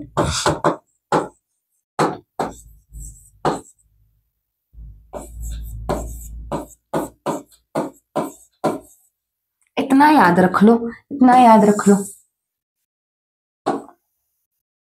इतना याद रख लो, बाकी की स्टोरी खुद बना लेना, बाकी की स्टोरी खुद बना लो। ऐसे भी नहीं कि बकवास कुछ भी लिख के आ गए, सेम लिखना है, याद करना है कि एक में पीसेस बेसिक सा एग्जांपल है बेटा, 2 टेस्ट ट्यूब लिए, एक में पीसेस लिए, एक में उसी सेम कंटेंट का पाउडर, उसी सेम चीज का पाउडर लिया। जो पीसेस होंगे उसमें CO2 एफरवेसेंस लेस, धीरे धीरे जाएगा, मतलब टाइम लगेगा, और इसमें फास्ट रिएक्शन होगी। तो ये रिएक्शन फास्टर हो रही है, ये स्लोली हो रही है। ये फास्ट क्यों हो रही है, क्योंकि उनके पार्टिकल्स जो है उनका साइज छोटे छोटे फॉर्म में, पाउडर्ड फॉर्म में, और ये क्या है, बड़े बड़े पार्टिकल्स है, बड़े बड़े ह्यूज फॉर्म में, पीसेस के फॉर्म में, तो इसलिए उसको टाइम लगा और ये जल्दी जल्दी हो गया। ठीक है, साइज ऑफ पार्टिकल कैसे अफेक्ट करेगा, ये होते हैं, ऐसा नोट्स बनाते जाओ, साइड में लिख लो, इतना पढ़ोगे पूरा का पूरा एक्सप्लेन कर दोगे।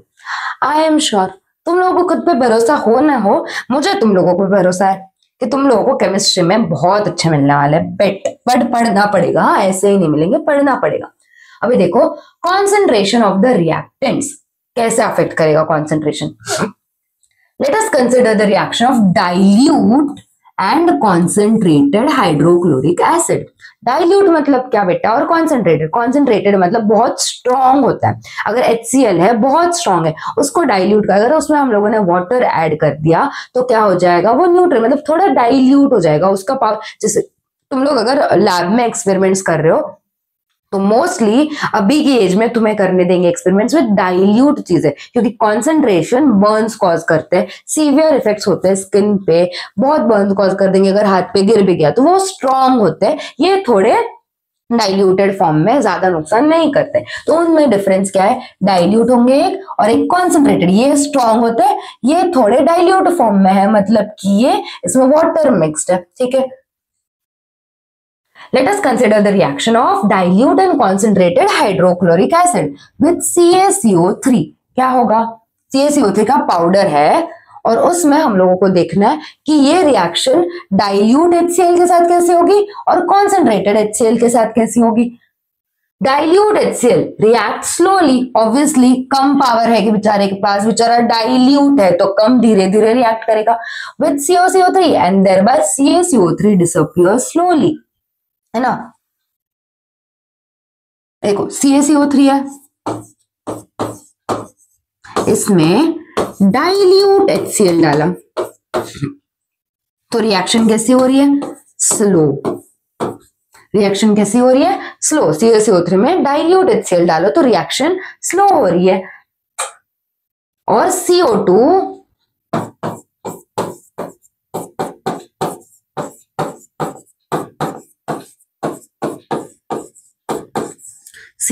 धीरे धीरे लिबरेट हो रहा है। CO2 also liberates slowly.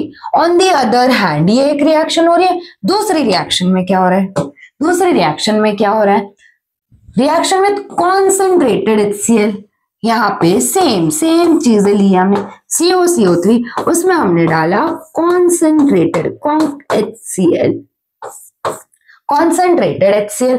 तो क्या हो रहा है, it takes place rapidly and CaCO3 disappears fast, है ना।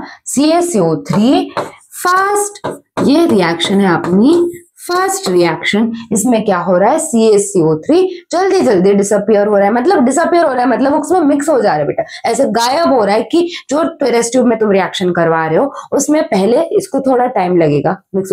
फॉर एग्जाम्पल पानी लो, सॉल्ट डालो, ठीक है, पानी लो और सॉल्ट डालो उसमें, तो क्या होगा, जो सॉल्ट घुल जा रहा है, मिक्स हो जा रहा है, हम बोलते हैं सॉल्ट डिसअपियर हो गया। वैसे ही COCO3 कॉन्सेंट्रेटेड के साथ जब रिएक्ट करेगा तब धीरे धीरे डिसअपियर होगा, सॉरी कॉन्सेंट्रेटेड के साथ जब रिएक्ट करेगा तब जल्दी जल्दी डिसअपियर होगा, और जब कॉन्सेंट्रेटेड नहीं होगा डाइल्यूट के साथ रिएक्ट करेगा तो रिएक्शन स्लो होगी, स्लोली डिसअपियर करेगा।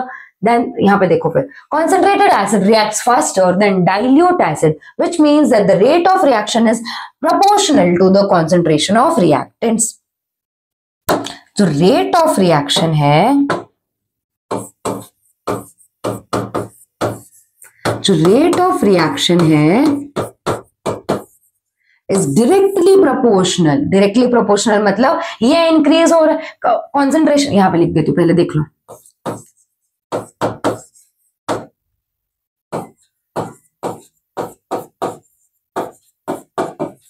जैसे ही डायरेक्टली प्रोपोर्शनल का मतलब क्या है, जितना ज्यादा कॉन्सेंट्रेशन होगा उतना जल्दी जल्दी रिएक्शन होगा, उतना रेट इंक्रीज होगा। तो यहाँ पे लिख देंगे concentration increases, rate increases।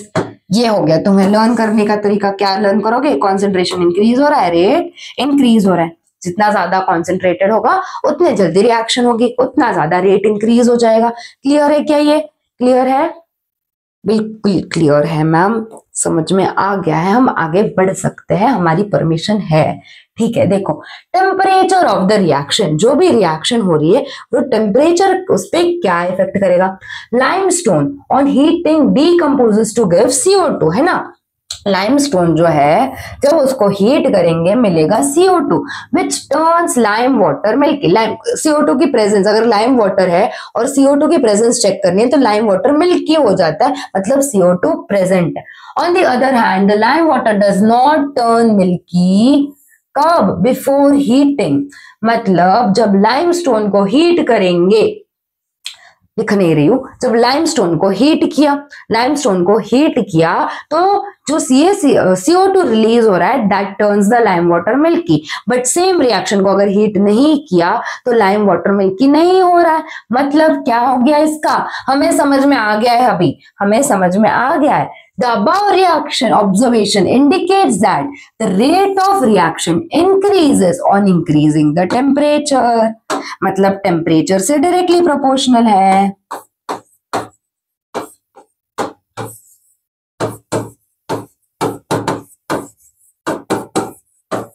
है ना, टेम्परेचर से डायरेक्टली प्रोपोर्शनल है। टेम्परेचर इंक्रीज करोगे रेट ऑफ रिएक्शन इंक्रीज होगा, तो लिख दो वापस, टेम्परेचर इंक्रीजेस, रेट इंक्रीजेस, ये पूरा ही ठीक है।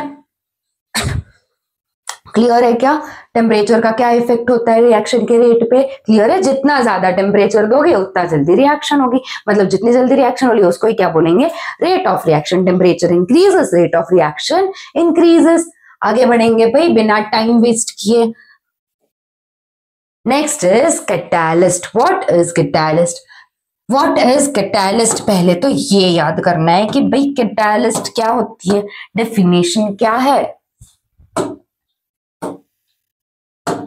The substance in whose presence the rate of chemical reaction increasing without causing any chemical change to it is called a catalyst। catalyst क्या है, देखो तुम और किसी में झगड़ा हुआ है और तुम्हारा फ्रेंड आके क्या कर रहा है, झगड़े को और ज्यादा बढ़ा दिया, झगड़े को और ज्यादा बढ़ा दिया, पर उस पे क्या इफेक्ट हो रहा है, उसको फर्क नहीं पड़ता, रिएक्शन कैसे भी जाए कुछ भी एंड आए उसको फर्क नहीं पड़ रहा है, मतलब खुद पे कुछ इफेक्ट नहीं हो रहा है, बट हमने वो रेट ऑफ रिएक्शन को बढ़ा दिया बिना खुद पे इफेक्ट करवाए, दैट इज कैटालिस्ट। झगड़ा और बढ़ा दिया, हम पे क्या फर्क पड़ रहा है? कुछ भी नहीं भाई, हमें क्या फर्क पड़ता है, झगड़ रहे हैं झगड़ने दो, है ना। दो लोग झगड़ रहे हैं, उसमें कोई आग लगाने वाला है, वो क्या काम करता है? कैटालिस्ट का काम करता है, उसको फर्क नहीं पड़ता। ही और शी डजंट केयर क्या हो रहा है, कुछ फर्क नहीं पड़ेगा। झगड़ा तो और बढ़ गया, रिएक्शन तो और जल्दी जल्दी हो गई। तो मतलब ही क्या है? The substance in whose presence the rate of chemical reaction increases. जो केमिकल रिएक्शन है उसका रेट इंक्रीज हो रहा है, किसकी प्रेजेंस में? कैटालिस्ट की प्रेजेंस में। और उसको कुछ अफेक्ट हो रहा है? बिल्कुल नहीं, नो, कुछ अफेक्ट नहीं, zero, without causing any chemical change. कुछ भी केमिकल चेंज नहीं हो रहा है उसमें, without causing any chemical change to it. ये ध्यान रखना है, ये याद ध्यान रखना है कि उस पे कोई भी केमिकल चेंज नहीं हो रहा है, उसको ही हम कैटालिस्ट बोलेंगे। ये डेफिनेशन इंपॉर्टेंट है, भूलनी नहीं है, याद रखनी है, लाइफ टाइम याद रखना है कि कैटालिस्ट क्या होता है।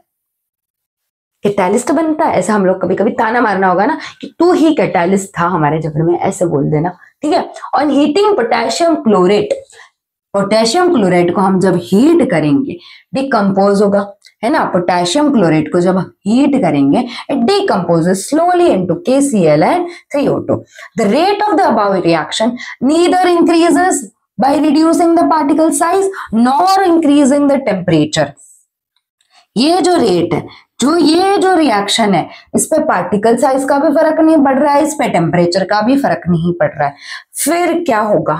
फिर क्या, अगर इस पे फर्क नहीं पड़ रहा है तो कैसे करवाएंगे रिएक्शन? ना तो पार्टिकल साइज का फर्क पड़ रहा है, ना टेम्परेचर दो तो भी फर्क पड़ रहा है, तो क्या करेंगे? हम बुलाएंगे कैटलिस्ट को। किसको बुलाएंगे? कैटलिस्ट को। भाई प्लीज आ जा, यू आर रिक्वायर्ड, ये रिएक्शन करवानी है। However KClO3 decomposes rapidly in the presence of manganese dioxide. Manganese dioxide और O2 लिबरेट हो रहा है। No chemical change takes place in MnO2 in this reaction. MnO2 ने क्या करवाया? ये रिएक्शन करवाई। मैंगनीज डाइऑक्साइड ने ये रिएक्शन करवाई। खुद पे तो कोई भी चेंज नहीं हुआ, बट रिएक्शन हो गई भाई, O2 लिबरेट हो गया, मैंगनीज डाइऑक्साइड ने उसका काम कर दिया, उस पे कोई भी इफेक्ट नहीं हो रहा है, ऑक्सीजन रिलीज हो रही है। तो मतलब इस रिएक्शन में कैटलिस्ट कौन है? कैटलिस्ट अच्छे होते हैं भाई, कैटलिस्ट अच्छे होते हैं, बुरे नहीं होते। एग्जाम्पल ऐसा दिया, इसका मतलब ये नहीं कि कैटलिस्ट बुरे होते हैं। कैटलिस्ट आर वेरी हेल्पफुल, जब भी हमें रिएक्शन करवानी होती है कैटलिस्ट बहुत हेल्पफुल होते हैं। तो ये जो मैंगनीज डाइऑक्साइड है it acts as a catalyst, और ये रिएक्शन जो टेम्परेचर की चेंज करने से नहीं हो रही थी, पार्टिकल साइज से भी प्रोसीड नहीं हो रही थी, किससे हो गई? कैटलिस्ट से हो गई। मतलब इतना पावर है कैटलिस्ट के पास, ठीक है। कैटलिस्ट की प्रेजेंस में कैसे हो गया रिएक्शन, समझ में आ गया? आगे बढ़ेंगे बेटा। देखो ऑक्सीडेशन क्या है, रिडक्शन क्या है, बच्चे कंफ्यूज होते हैं, ध्यान से पढ़ो, कंफ्यूजन क्लियर करो, कंफ्यूजन नहीं रहना चाहिए ये पढ़ने के बाद। The chemical reaction in which a reactant combines with oxygen, ध्यान दो ध्यान दो, the chemical reaction in which a reactant जो है बेटा क्या हो रहा है? इट कंबाइंस विथ ऑक्सीजन और लूजेस हाइड्रोजन। क्या हो रहा है? ऑक्सीजन के साथ कंबाइन हो रहा है या फिर हाइड्रोजन को लूज कर रहा है to form the product is called as oxidation reaction. Oxidation में क्या हो रहा है? ऑक्सीजन के साथ कंबाइन करेगा या तो हाइड्रोजन को लूज करेगा। ऑक्सीडेशन में क्या हो रहा है? कॉम्बिनेशन विद ऑक्सीजन, ऑक्सीजन के साथ कंबाइन करेगा या तो हाइड्रोजन को लूज करेगा। ये दो है ऑक्सीडेशन में, ये याद रखना है। इसको हम बोलते हैं ऑक्सीडेशन रिएक्शन। फिर द केमिकल सब्सटेंस, जो chemical substances which bring about oxidation reaction by making oxygen available, जो केमिकल सब्सटेंसेस ऑक्सीजन अवेलेबल करेंगे, ऑक्सीडेशन रिएक्शन को होने में मदद करेंगे, आर कॉल्ड एज ऑक्सीडेंट्स और ऑक्सीडाइजिंग एजेंट। आया समझ में? जो केमिकल सब्सटेंसेस ऑक्सीडेशन रिएक्शन हो इसलिए ऑक्सीजन अवेलेबल करवाएंगे, ऑक्सीजन अवेलेबल करवाएंगे उनको क्या बोलेंगे, ऑक्सीडेंट्स या फिर ऑक्सीडाइजिंग एजेंट्स। यहाँ पे देखो कंबशन ऑफ कार्बन, यहाँ पे O2 है, यहाँ पे O2 है, ऑक्सीजन आ रही है, oxygen is an oxidant, oxygen क्या है, ऑक्सीडेंट है, फॉर्म क्या हो रहा है, CO2। यहाँ पे भी 2Mg plus O2, oxygen oxidant है और यहाँ पे 2MgO फॉर्म हो रहा है। Some oxidation reactions are brought about by use of specific chemical substances. For example, ये जो इथाइल अल्कोहल की रिएक्शन हो रही है, ये जो इथाइल अल्कोहल है वो एसिटिक एसिड में कन्वर्ट हो रहा है विद द प्रेजेंस ऑफ ये O। ये ऐसा क्या है, O को, ये O मतलब ये है बेटा नेसेंट, कितना गंदा आ गया, रुको एक मिनट, अच्छा अच्छे से लिखेंगे, अच्छे से लिखेंगे, नोट्स में रिफर करने में प्रॉब्लम ना हो, तुम लोगों को दिक्कत ना हो, ये मेरा काम है तो ये मैं अच्छे से लिख दूंगी। ऑक्सीजन ये है बेटा नेसेंट ऑक्सीजन,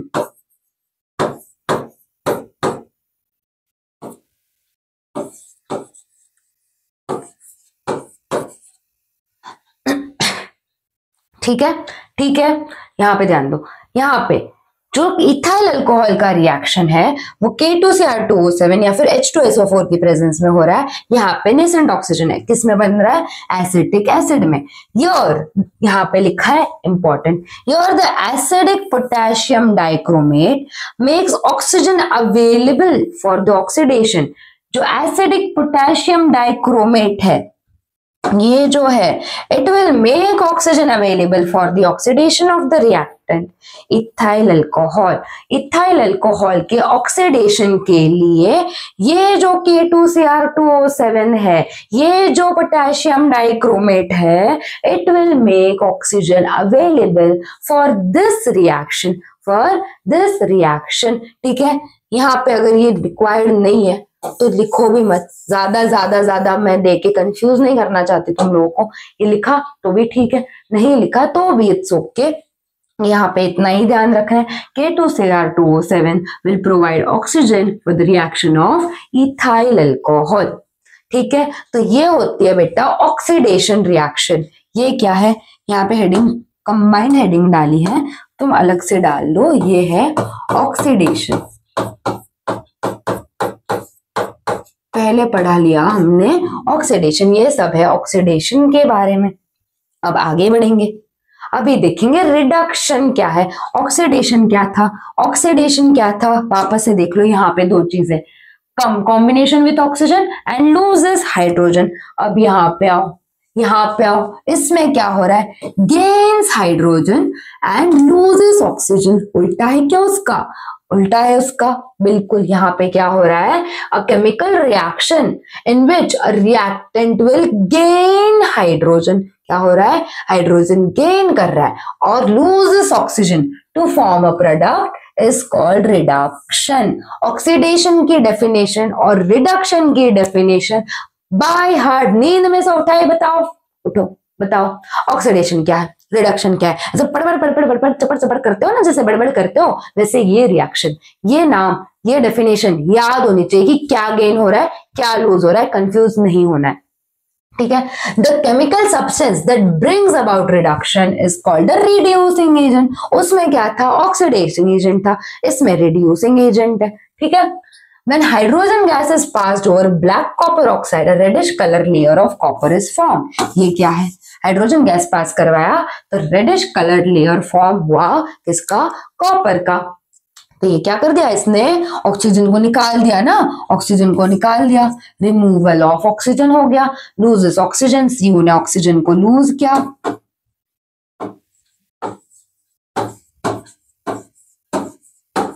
एंड बन गया Cu, और इसने ऑक्सीजन ले लिया H2, ठीक है। तो ये जो Cu है इट गॉट रिड्यूस्ड, तो ये क्या हो गया, ये रिडक्शन हो गया, मतलब लॉस ऑफ ऑक्सीजन और गेन ऑफ हाइड्रोजन। इसको हम क्या बोल सकते हैं, रिडक्शन बोल सकते हैं, क्या बोलते ही है, क्या बोलते हैं, रिडक्शन। क्लियर है, ऑक्सीडेशन क्या है, रिडक्शन क्या है, नो कंफ्यूजन, नो कंफ्यूजन। आगे बढ़ेंगे, यस। अभी देखो रिडॉक्स, ऑक्सीडेशन समझ में आ गया, रिडक्शन समझ में आ गया, तो इसमें डाउट नहीं होना चाहिए। अगर वो दोनों क्लियर नहीं है तो भाई ये तो कतई समझ में नहीं आने वाला, ठीक है, वो दोनों क्लियर होने चाहिए। रिडॉक्स रिएक्शन क्या है? जिसमें साइमल्टेनियसली ऑक्सीडेशन भी हो रहा है और रिडक्शन भी हो रहा है। The reaction which involves simultaneous oxidation and reduction is called a oxidation reduction reaction। क्या है भाई? oxidation reduction reaction और redox reaction और redox reaction, ठीक है। नाम कितने एस्थेटिक लगते हैं ना, ऑक्सीडेशन रिडक्शन रिएक्शन, कितने अच्छे लगेंगे हम जब ये बोलेंगे केमिस्ट्री पढ़ते पढ़ते। पेरेंट्स के सामने ऐसे बोलोगे तो उनको लगेगा वाह मेरे बेटे को कितना आता है, कितना होशियार है हमारा लाल, ठीक है। यहाँ पे देख लो, रिडक्शन और ऑक्सीडेशन जब साइमल्टेनियसली होगा, एक साथ होगा, उसको हम क्या बोलेंगे? Redox reaction. In a redox reaction one reactant gets oxidized, एक रिएक्टेंट ऑक्सीडाइज होगा और दूसरा होगा रिड्यूस। एक होगा ऑक्सीडाइज और दूसरा होगा रिड्यूस। यहाँ पे हमने देखा, यहाँ पे देखो, यहाँ पे जो Cu है उसमें से हो रहा है ऑक्सीजन का रिमूवल, है ना। तो ये क्या हो रहा है, यहाँ पे Cu और यहाँ पे H2 में आ रहा है ऑक्सीजन, है ना। H2 में आ रहा है ऑक्सीजन, तो इसका ऑक्सीडेशन हो रहा है, इसका रिडक्शन हो रहा है, रिमूवल ऑक्सीजन हो रहा है, यहाँ पे एडिशन ऑफ ऑक्सीजन हो रहा है। एक का ऑक्सीडेशन हो रहा है, एक का रिडक्शन हो रहा है। सेम वे यहाँ से जहां से ऑक्सीजन जा रहा है इसका रिडक्शन हो रहा है, ऑक्सीडेशन का रिमूवल, और यहाँ पे ऑक्सीजन गेन हो रहा है तो मतलब इसका ऑक्सीडेशन हो रहा है। इनको बोलते हैं बेटा ऑक्सीडेशन रिडक्शन रिएक्शन, मतलब ही रिडॉक्स रिएक्शन। क्लियर है? ऑक्सीडेशन क्लियर है, रिडक्शन क्लियर है, ऑक्सीडेशन रिडक्शन क्लियर है क्या, मतलब ही रिडॉक्स क्लियर है क्या। तीनों के तीनों कॉन्सेप्ट्स क्लियर होने चाहिए। आगे बढ़ेंगे। करोजन, जंग लगना, जो हम लोग पढ़ते नहीं है तो यहाँ पे लग जाती है, बिना पढ़ाई किए यहाँ पे जंग लगती है, वैसे ही ये सारे आर्टिकल्स को भी जंग लगती है, उसको ही हम बोलते हैं corrosion. Due to various components of atmosphere, the oxidation of metals takes place. Metals का क्या हो रहा है भाई? Oxidation हो रहा है, याद रखना, resulting in their damage. This is called corrosion. Definition याद कर लो।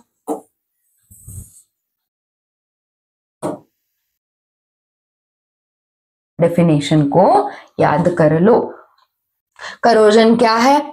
जो मेटल्स होते हैं उनका हो जाता है ऑक्सीडेशन, उनका क्या हो जाता है? ऑक्सीडेशन हो जाता है, और उस प्रोसेस को, और फिर वो डैमेज हो जाएंगे। यहाँ पे देखो जैसे अभी स्क्रू ड्राइवर्स पड़े हैं, या फिर तुम लोग पाइप्स देखते हो, जो पाइप होते हैं उस पे भी ऐसे ब्राउन ब्राउन लेयर फॉर्म हो जाती है, रस्ट फॉर्म हो जाता है ना। तो उसका क्या हो गया? उस पाइप का जो मेटल है उसका ऑक्सीडेशन हो गया, उस वजह से क्या हो रहा है? डैमेज हो जाता है, उसी को करोजन बोलेंगे।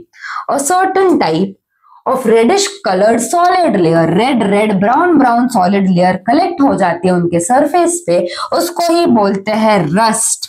क्या बोलेंगे? जंग लगना, रस्ट लगना, उसको ही बोलेंगे रस्ट, उसको ही बोलेंगे rust. It's chemical formula is Fe2O3.XH2। याद रखो, Fe2O3.XH2O। ये X क्या है? या X क्या है भाई? X कुछ भी हो सकता है, X कुछ भी हो सकता है, कोई भी न्यूमेरिकल वैल्यू हो सकती है। मतलब वाटर कितना है, वाटर कितना है, यहाँ पे हम X से रिप्रेजेंट करते हैं। तो ये याद रखना है, ये याद रखना है। रस्ट का फॉर्मूला याद रखना है, क्या है? जंग का फॉर्मूला Fe2O3.XH2O। क्या है? Fe2O3.XH2O। अगर किसी को बोलना है दिमाग में जंग लग गई है क्या, तो ऐसे बोलो Fe2O3.XH2O, ठीक है। वो बेचारा सन कंफ्यूज। हाँ, अगर तुमसे ज्यादा पढ़ा लिखा है तो ऑब्वियसली पता चल जाएगा। Very bad joke ma'am, very bad joke. कोई बात नहीं, चलते रहता है। Prevention of corrosion. अभी देखो करोजन को कैसे प्रिवेंट करेंगे, करोजन लगने से कैसे बचाएंगे, जंग लगने से कैसे बचाएंगे। तो यूज नॉन करोसिव मेटल्स। क्या यूज करेंगे? नॉन करोसिव मेटल्स, जो करोड़ नहीं हो पाते, जैसे कि स्टेनलेस स्टील हो गया, एल्यूमिनियम हो गया, वो करोड़ नहीं हो पाती, इजिली करोड़ नहीं हो पाएंगे, तो उनको क्या बोलेंगे? Non corrosive metals. Use drying agents use करो, ज्यादा H2O ना लगे तो ड्राइंग एजेंट्स यूज करो। यूज ऑफ कोटिंग और barrier products such as grease, oil, paint और कार्बन फाइबर कोटिंग। क्या होते हैं ये सारा चीजें? ये सारी चीजें क्या है बेटा, फॉर एग्जाम्पल जो तुम्हारे पाइप्स होते हैं हम उनको पेंट करते हैं, है ना। तुम्हारे साइकिल है उसको पेंट, बाइसिकल साइकिल्स चलाते हो उनको पेंट किया होता है, क्यों? क्योंकि उन पे रस्ट ना लगे। तो पेंट जो होता है, ग्रीस होता है, ऑयल होता है, ये क्या करेंगे, एक लेयर फॉर्म कर लेंगे। ये कोई मेटल है उसके अराउंड एक लेयर फॉर्म हो जाएगी। तो वो जो लेयर है वो H2 या फिर मॉइस्चर नहीं आ पाएगा इसके अंदर, है ना। तो वो मॉइस्चर नहीं आ पाएगा इसके अंदर, तो फिर क्या होगा, लेयर फॉर्म हो गई, मॉइस्चर अटेंड नहीं हो पा रहा है, मतलब ही क्या, करोजन नहीं हो पा रहा है। करोजन करने से रोक देगा, करोजन अवॉइड होगा। ठीक है, करोजन समझ में आ गया, जंग लगना समझ में आ गया, रस्ट याद हो गया, रस्ट का फॉर्मूला याद करना है, पॉइंट अलग पेन से हाईलाइट करके ये सारी चीजें लिख लो। ठीक है, आगे बढ़ते जाएंगे। Very close to completing the chapter. Please थोड़ी एनर्जी, प्लीज रिक्वेस्ट है, थोड़ी सी एनर्जी और बस होने आया, छोड़ ही रही हूँ, थोड़ी देर में रुक जाओ। When we use old leftover cooking oil for making foodstuff, it is found to have a foul odor called rancidity. ये जो तला हुआ चिप्स, बर्गर्स, गंदे गंदे ऑयल में फ्राई हुई चीजें खाते हो, तब क्या होता है, खराब ऑयल है, उसमें से गंदी स्मेल आ रही है, बैड स्मेल आ रही है, मतलब ही ऑयल खराब हो गया है। तो वो जो फैट है, जो फैट सब्सटेंस होते हैं, यहाँ पे फैट्स दिया है क्या तुम्हारे, ठीक है, ये जो फैटी सब्सटेंस, ऑयल और घी क्या होता है बेटा, फैटी सब्सटेंसेस होते हैं। तो उनमें क्या होता है, वो खराब होने पे एक पंजेंट गंदी स्मेल देते हैं, वही क्या है, उसको ही हम रैंसिडिटी बोलते हैं। If food is cooked in such oil, अगर उस खाने में खाना, उस ऑयल में फूड कुक करेंगे, इट टेस्ट ऑल्सो चेंजेस, उसका टेस्ट भी गंदा आता है ना। बाहर की चीजें खाते हो, कभी ऐसे बाहर से कुछ खाया हो, लाया होगा, तुम्हें तो पता है कि फ्रेश लाया, बट फिर खाते हो पता चलता है इसका टेस्ट आज अजीब सा क्यों आ रहा है। क्यों आता है? क्योंकि वो जो ऑयल में फ्राई की हुई चीज है, वो उसकी वजह से, ऑयल खराब है उसकी वजह से टेस्ट चेंज हो जाता है। When oil or ghee is left aside for a long time or fried food is left aside for a long time, it undergoes air oxidation and becomes rancid. क्या हो जाता है भाई, खाना खराब हो जाता है। ऑयली खाना जब बहुत टाइम तक, फ्राइड फूड जब बहुत टाइम तक हम ऐसे ही रखते हैं, तो उसमें ऑक्सीडेशन हो जाता है, और वो कैसा हो जाता है, खराब हो जाता है, रैंसिड हो जाता है। Rancidity in the food stuff cooked in oil or ghee is prevented by using antioxidants. Antioxidants से प्रिवेंट कर सकते हैं, जो ऑक्सीडेशन ना होने दे उनको बोलते हैं antioxidants. The process of oxidation reaction of foodstuff can also be slowed down by storing it in airtight container. हम क्या कर सकते हैं, ये जो हमारे जो ड्राई फ्रूट्स होते हैं उसमें भी फैट्स प्रेजेंट होते हैं, ये जो चिप्स है उनको हम क्या कर सकते हैं, उनको एयर टाइट कंटेनर में बंद करके रखो, ताकि क्या हो, उनका ऑक्सीडेशन ना हो पाए। ऑक्सीडेशन जल्दी नहीं होगा तो फूड रैंसिड नहीं होगा, खराब नहीं होगा। क्लियर है रैंसिडिटी क्या है? ये क्या है, अब ये क्या है बेटा, जितना पढ़ाना था मैंने अपना काम कर दिया, अब बारी आती है तुम लोगों की, बारी आती है क्या करने की, क्वेश्चन सॉल्व करने की। जितने भी क्वेश्चंस मैंने दिए हैं, try to solve it ASAP, as soon as possible. ये लेक्चर खत्म करो, ये जो क्वेश्चंस है ये सॉल्व करो, ये सारे क्वेश्चंस सॉल्व करने ही करने हैं। क्यों करने हैं भाई, क्यों दिए हैं, मैंने इतनी मेहनत की है, क्वेश्चंस दिए, रीजन है कि ये चैप्टर क्लियर हो गया होगा तो ये क्वेश्चन जरूर सॉल्व हो जाएंगे। ये चैप्टर क्लियर है तो ये क्वेश्चंस हो जाएंगे, इसलिए मैंने क्वेश्चंस लाए हैं तुम लोगों के लिए। ऐसे भी नहीं है भर भर के लाए, कुछ इंपॉर्टेंट क्वेश्चंस लाए हैं।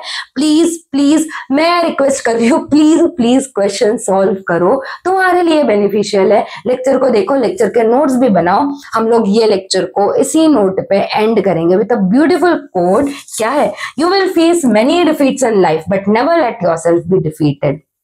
बहुत सारी हार तो अगर जीत हो रही है तो हार भी होती रहेगी, हार जीत होती रहती है, बट खुद को हार मान के बैठ नहीं जाना है कि मुझसे नहीं हो पा रहा है, मैंने इतने बार ये चैप्टर पढ़ा, नहीं ही समझ में आ रहा है, अब तो बस हो गया, अभी मैं नहीं पढ़ूंगा। डिफीट्स होते रहेंगे, हार आती रहेगी, बट खुद को ऐसे बैठ नहीं जाना है कि अब से हमसे ना हो पाएगा, ये नहीं करना है।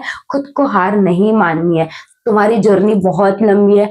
10th में सपना है तुम्हारा 95, 98, 90 प्लस स्कोर करने का, तो खुद को कभी भी कम मत समझो, हार मत मानो, और खुद को मोटिवेटेड रखो यार। बहुत टाइम है, मतलब ऐसा नहीं, ये नहीं कर रही हूँ कि बहुत टाइम है हो जाएगा, टाइम है, देर इज इनफ टाइम कि आप अभी भी स्कोर कर सकते हो। इनफ टाइम है, बहुत टाइम नहीं है, भरपूर टाइम है, उतना टाइम है कि आप स्कोर कर सकते हो।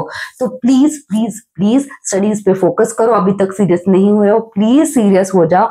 ऐसा भी नहीं है कि पूरा दिन पढ़ना है, खुद के लिए ब्रेक लो, टाइम पास भी करो, चलेगा, कोई दिक्कत नहीं है, बट पढ़ाई पे भी फोकस करो। ठीक है, इसी नोट के साथ लेक्चर को एंड करेंगे, और इनके नोट्स आपको मिल जाएंगे डाउन नीचे डिस्क्रिप्शन में, मैंने लिंक दी है, पीडीएफ फॉर्म में आपको नोट्स अवेलेबल करवा दूंगी। अगर खुद की हैंडराइटिंग से लिख रहे हो, मैं बार बार हर एक लेक्चर में बोल दूं, खुद से नोट्स लिख रहे हो, it's well and good, better है आपके अंडरस्टैंडिंग के लिए। आपके नोट्स खुद की हैंड रिटन नोट्स होते हैं, उससे बेहतर कुछ भी नहीं है, बट स्टिल आलसी हो, आलस आ रही है, मेरे से नहीं हो पा रहा, इतना सारा लिखने का होमवर्क दे देते हैं, इसमें ये भी लिखना पड़ेगा। अगर ऐसा हो रहा है, कोई बात नहीं, नोट्स है, मैंने मेहनत कर ली है, आप बस याद करने की मेहनत कर लो, उतना कर लो। एंड यस, खुद को मोटिवेटेड रखो, जर्नी लंबी है, हो जाएगा। Stay motivated, keep studying and bye bye.